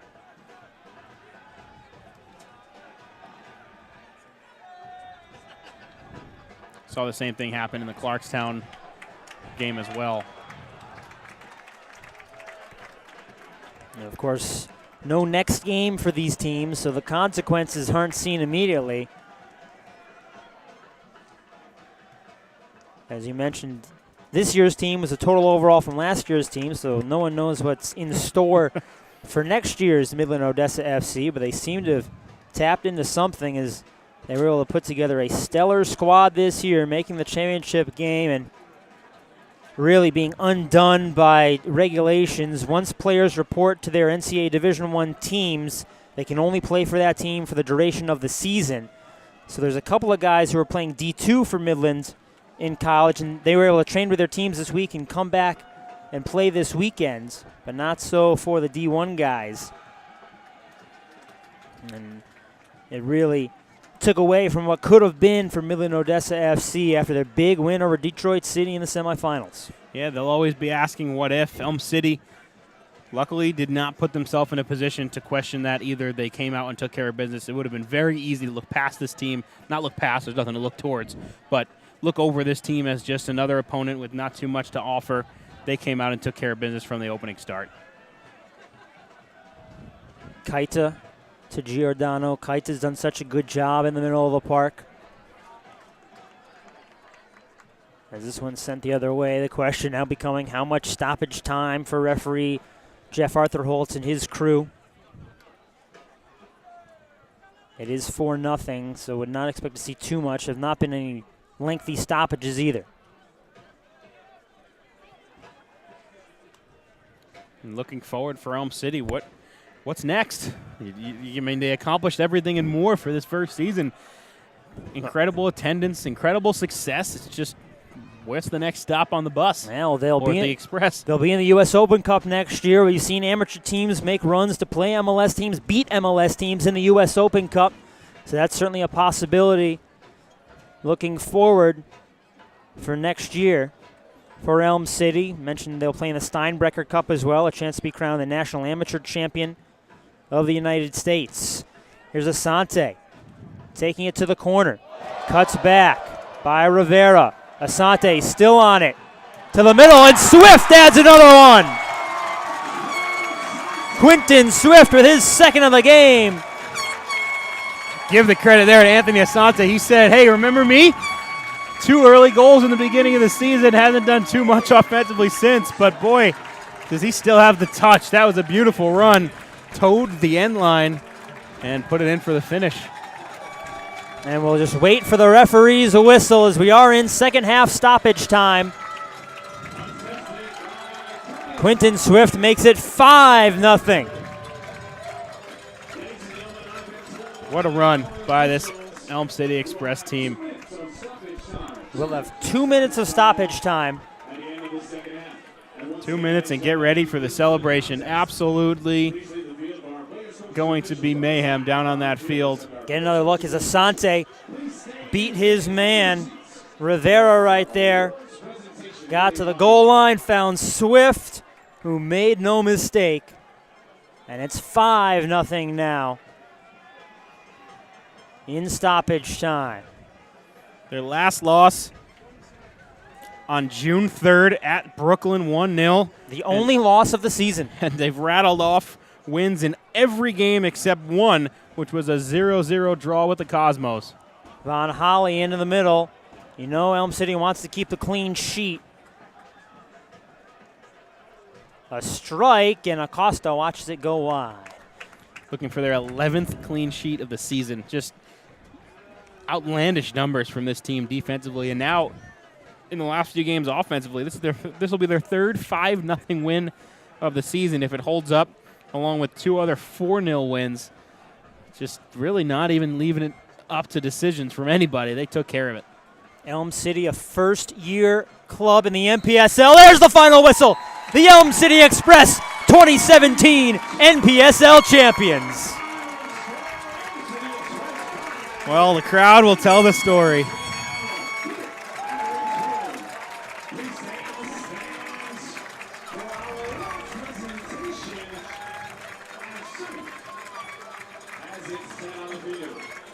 Midland-Odessa players going to the turf, thanking the referees. They had nothing left. They played their guts out for 90 minutes, but it wasn't enough. Elm City overcoming, and they're NPSL champions with a 5-0 win. What an effort from Elm City all year long. No prior experience in this league. No reason to have any expectations of this magnitude. Credit the ownership group. Credit all the entire group down in Brazil that drove this and made this happen as well. The coaching staff, the players, the fans that put it all together and supported this team game in and game out. An unbeaten season at home at Reese Stadium. And the sky is the limit for this organization. A national championship in Connecticut in their first year. And, I mean, what else can you say? President Zach Henry, GM Brian Newmeyer, Eric DaCosta, the technical advisor, put this team together. They took a trip down to Brazil to see the sister club, CA Taburo, early in the year. Put the team together with open tryouts and connections here in Connecticut. And they made their club into champions. Ted Haley, the head coach, Luis Figueiredo, the assistant coach, George Costellas, the goalkeeper coach, leading this team forward all season long. And now they're champions. At 89-50. Quentin Swift had 2 tonight. He played the role of Savoy Morgan. Morgan had 2 Super tonight, sub. playing the role of Graciano Brito. You got to see some subs come in. Another clean sheet, although a partial one, technically, for Matt Jones. 11 on the year for the team. The players saluting the 3,112 fans who came out to watch this championship game. The celebration is on.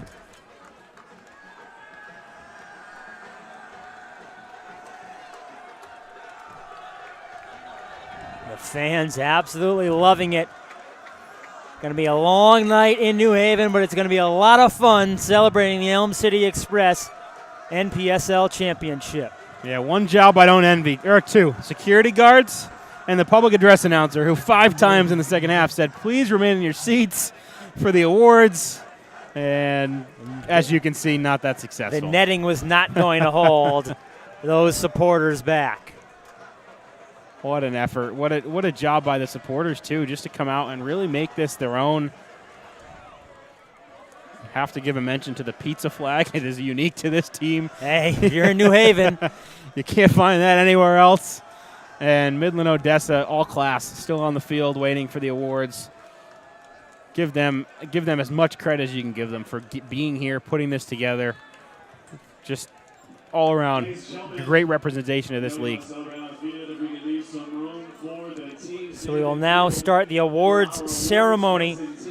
We'll see NPSL Chairman Joe Barone, the Managing Director Jeff Thafalt, who we spoke to at halftime, Elm City Express's President Jack Henry, and the President of Midland-Odessa FC, Jeff Vaughn Holly, among the award ceremony presenters.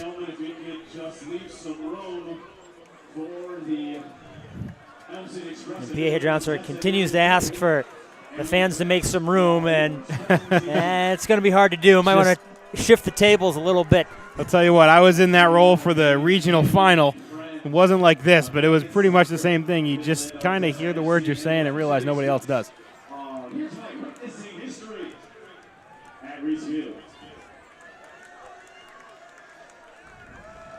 Ted Haley leading this team, the 2017 NPSL Coach of the Year.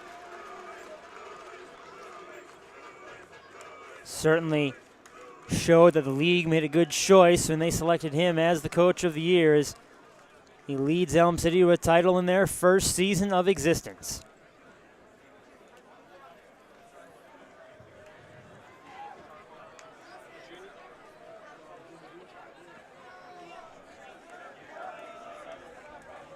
Medals, trophy, the scarves. We'll have a man of the match announced as well. Celebration is just beginning in the Elm City. Celebration is going to be going long after they get kicked out of here, that's for sure. There are a few establishments in the Elm City that are thrilled with the result of this game. Yeah. There'll be pizza flags flying high. Might be a lot of things flying high tonight.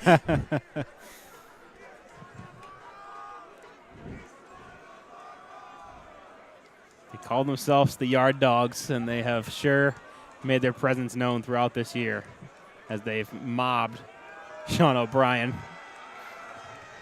holding up the whale.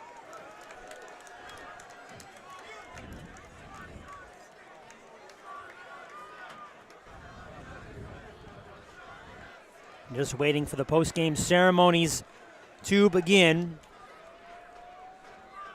And obviously a lot of shepherding to be done.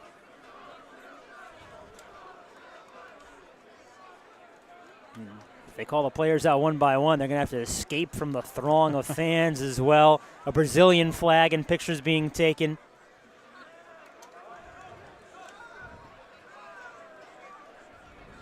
And now the security guards making their way towards the center of the field. Now we might see some action. Get things moving here. The men in yellow about to take charge here. Good luck.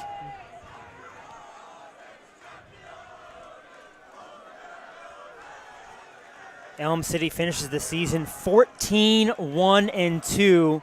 They gave up 2 goals in their last 12 games on the season. 4 clean sheets in the playoffs. Midland-Odessa falls to 12-4-0 at the end of the year. Technically, they had a tie in the last game, but they advanced out of it. But a very good season for them as well, and they will be honored accordingly momentarily. Once again, Midland-Odessa, I mean, standing, still waiting. Still, you know, I would have been pretty ready to get off that field at this point. Some guys just got off flights less than 12 hours ago. Yeah. But hard to do when the NPSL president is right there. Yeah, you're right. But certainly, Coach Matt Barnes watching with a smile on his face. He's a fan of the game. Yeah, and they have earned their cold drink tonight. As we will get the awards presentation underway, you see Joe Barone, the president of the league, with his hands clasped behind his back. It's Jeff the Fault on his right, the managing director, Cindy Sparrow, Robin Shackett from the league at the table as well. They're going to try to create a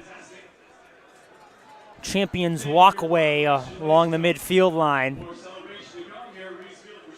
The public address announcer assuring the people there will be more celebration to come. I promise you can party, just let us get done. Yeah, we just have some paperwork to finish, and then it's all about the celebration. Just let us make it official here. As the players are gathering at midfield as well.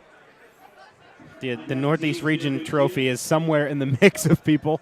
That thing's just been out there for weeks in the crowd. The fans are parading it around the stadium. And see, someone is holding a trophy with the players. That's Eric DaCosta holding a trophy. Yeah, that's the regional trophy right there that the supporters group was given this morning. I think that thing's made its round through the tailgating lots. Yeah, I'd say to wipe it down on the inside before you do anything with it. And the players finally getting to the middle.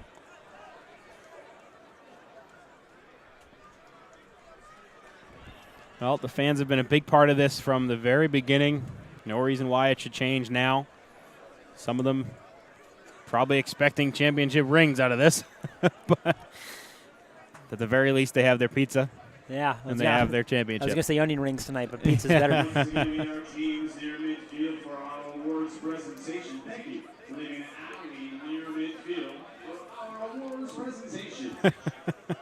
Just give a lot of credit to our public address announcer here. He's thanking the crowd for listening to him. It's just all class. Yeah, the security guard with the umbrella seems to have really cleared some space, which is helpful. All means necessary, I guess. Not a speck of rain in the forecast tonight, but worked for Mary Poppins. It could be an old security guard trick. And now we'll get things started as the players will walk to the front of the table and receive their awards. We have to be over 15 minutes at this point. I don't think a lot of people are going to be checking their watches as the night goes on in New Haven. And so they will first honor the officials. Jeff Arthurholtz, Jeff Swartzel, Thomas Snyder, and Randall Kelly. Arthurholtz was the Ref Edge NPSL West Region Referee of the Year and the National Referee of the Year. And Thomas Snyder was the NPSL Northeast Region Referee of the Year. Well-earned honors for the guys who are certainly not the deciders in this match. A simple match kept simple by the team in red tonight. Yeah, they did a great job. Didn't affect the game, just controlled the game. We've seen things get out of control in some situations. Just did a great job tonight.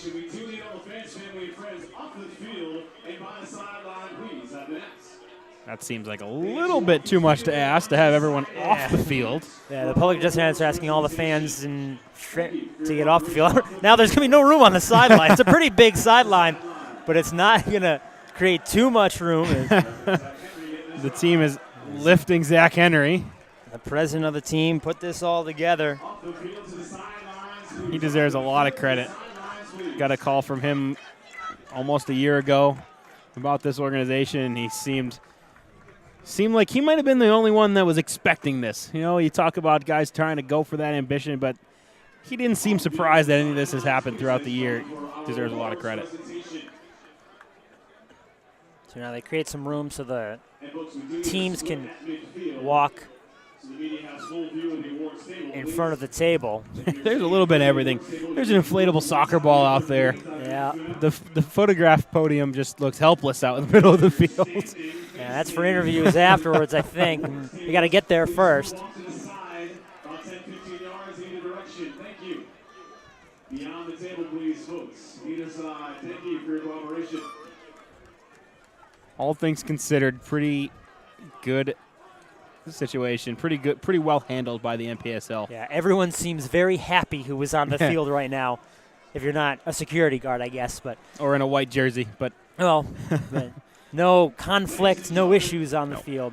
Please join me in welcoming NPSL Chairman, Mr. Joe Baroni, Managing Director, Mr. Jeff Savoy, Elm City Express President Zach Henry, and Midland-Odessa FC President Jeff Vaughn Holly in the field for the awards and trophy presentations.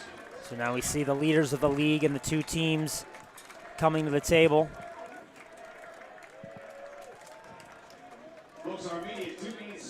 Jeff Vaughn Holly making his way over there as well. Great seasons for both of these clubs.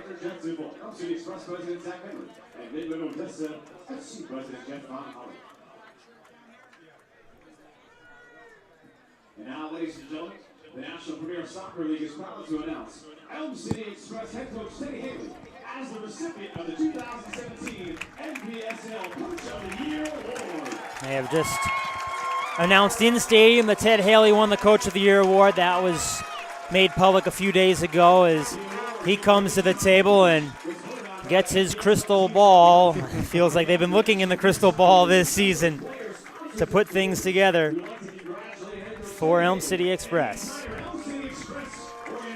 Yep, Teddy Haley was in the crystal ball of Zach Henry, and it all worked out.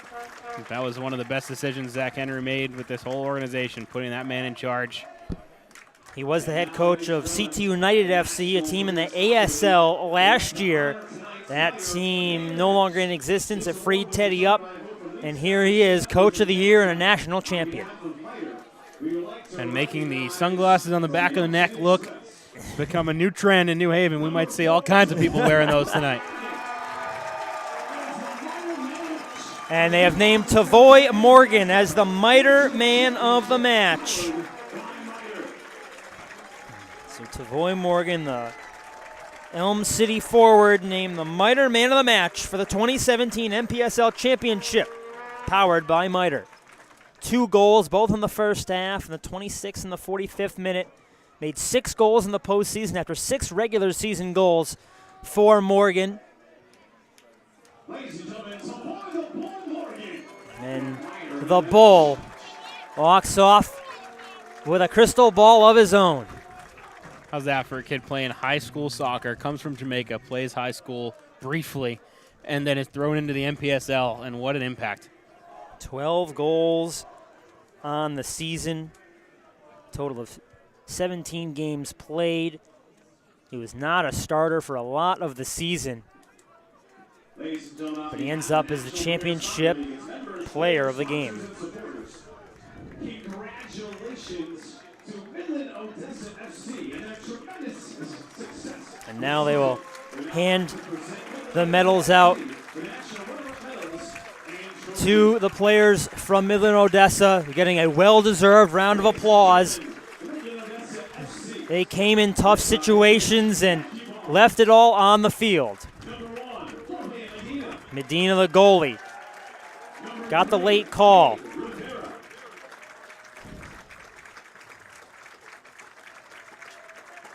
There's Gabe Rivera,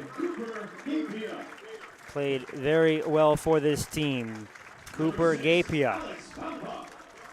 Alex Bampa, one of the players on the outside during the game. Isaac Sanchez with Bampa along the left wing. Palomino limping, see the ice on his left thigh. He gave it a go, gave everything he could. Just could not keep the goal-scoring magic going. Vaughn Holly, second team all NPSL during the regular season, quieted by the strong defense of Elm City, but it does not take away from the stellar season Vaughn Holly had. One of the youngest players around He's going into his sophomore year of college. Joined by J.P. Puelma. Leo Barbo got in at the end. Anton Jarvis, who is playing in the back. Anthony Atanasoff is playing wide in the first half, and Gil Rocha brings the squad home before they will announce the captain, Andrew Moulin. He was very solid in the center of the park tonight. Just really a tough hill to climb the entire day for Midland-Odessa FC. Earned their spot in the championship and showed very well in the championship game. Yeah, it would have been interesting to see what it would have been if that second goal wasn't scored late in the first half. Really changed the entire makeup of the second half. And there was a shout for a penalty kick on a foul called near the top of the 18 early in the second half as well. Yeah, they were in a position where they really had to play a perfect game to have a chance, and it just became too much. The trophy being awarded to Matt Barnes, Dave Jacobs, Jeff Van Holly, the technical staff for this team. They put together a great squad throughout the season, and it seems like they are just going up and up and up in West Texas. And now they will give the awards to the champions from Elm City Express.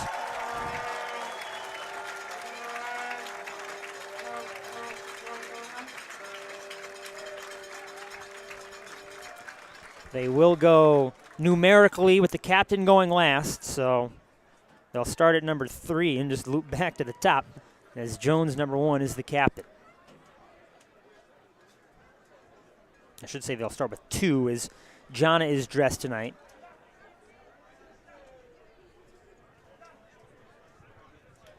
Ladies and gentlemen, to receive their medals and trophy, the Elm City Express, led by head coach Teddy Haley.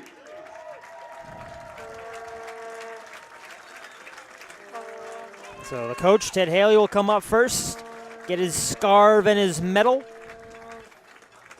Your Elm City Express. He's the guy we have to talk to. He's got a scarf after each of the last 3 games. And they do bring up Matt Jones first. Jones, the keeper, the stalwart on the back line. Lamine Janae coming up next. And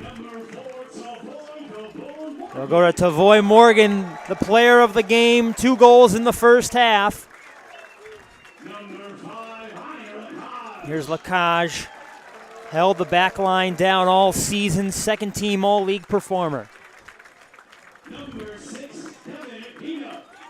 Kevin Apina, stellar at the outside back. Yeah, just a jolt of energy all day today. Joe Bassiello in attendance. Played a little more at the beginning of the season, but he gets his medal.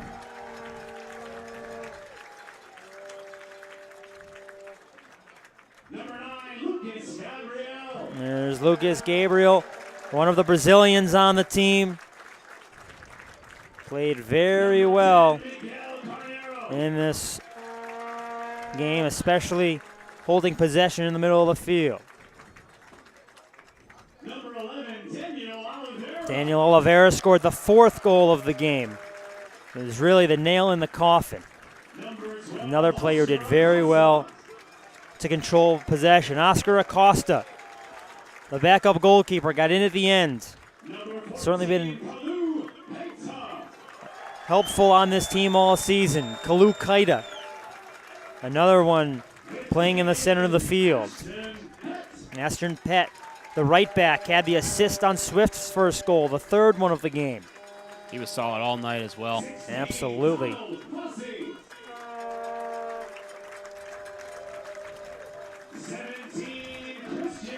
Christian Hernandez, the controller in the center of the field, really had the pulse of the game. Embraces with Joe Barone.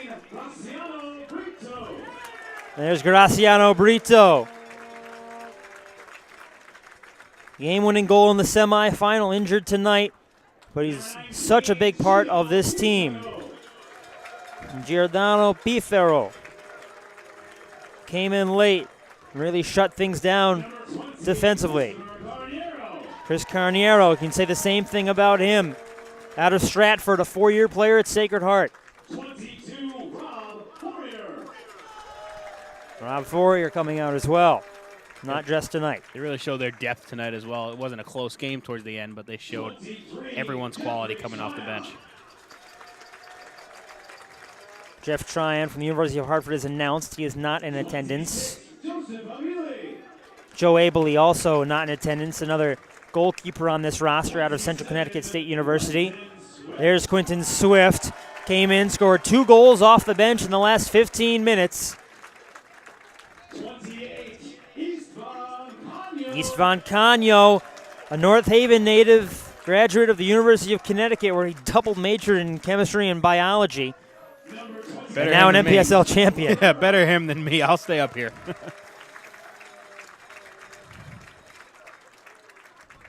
Number 32, Tony Asante. Anthony Asante being introduced. Had the assist on the final goal when Swift made it 5-0. Number 33, Rafael Mora.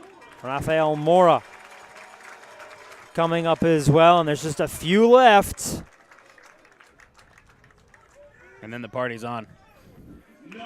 In earnest. Yes, this was a little bit of a pre-party. Shaquille Sanchez coming up. At this point, you're just holding them back. They're ready to go. That trophy's going to go up, and it may never come down. Oh, it might be tipped back a couple times. There's the captain, Sean O'Brien, local from Guilford.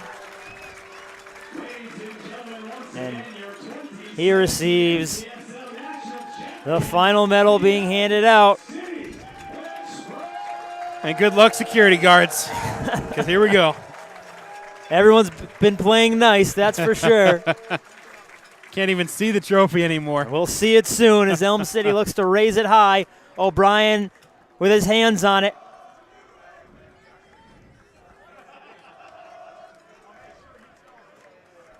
And the celebration on, the trophy in hand for Elm City Express.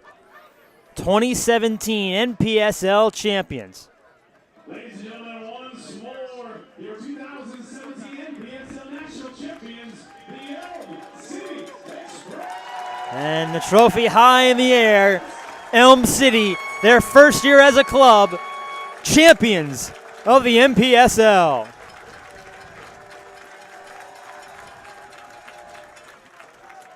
And ladies and gentlemen, on behalf of the Elm City Express, the entire NPSL. That'll do it for us. A 5-0 win for Elm City. Tavoy Morgan with 2 goals. Quinton Swift with 2 goals. And Daniel Oliveira with 1 as well. A 5-0 crushing victory for the Elm City Express in the 2017 NPSL championship game. So for my partner with the Elm City Express, Midland-Odessa FC, and the NPSL, we thank you so much for listening. I'm Tom Felice. Enjoy your evening.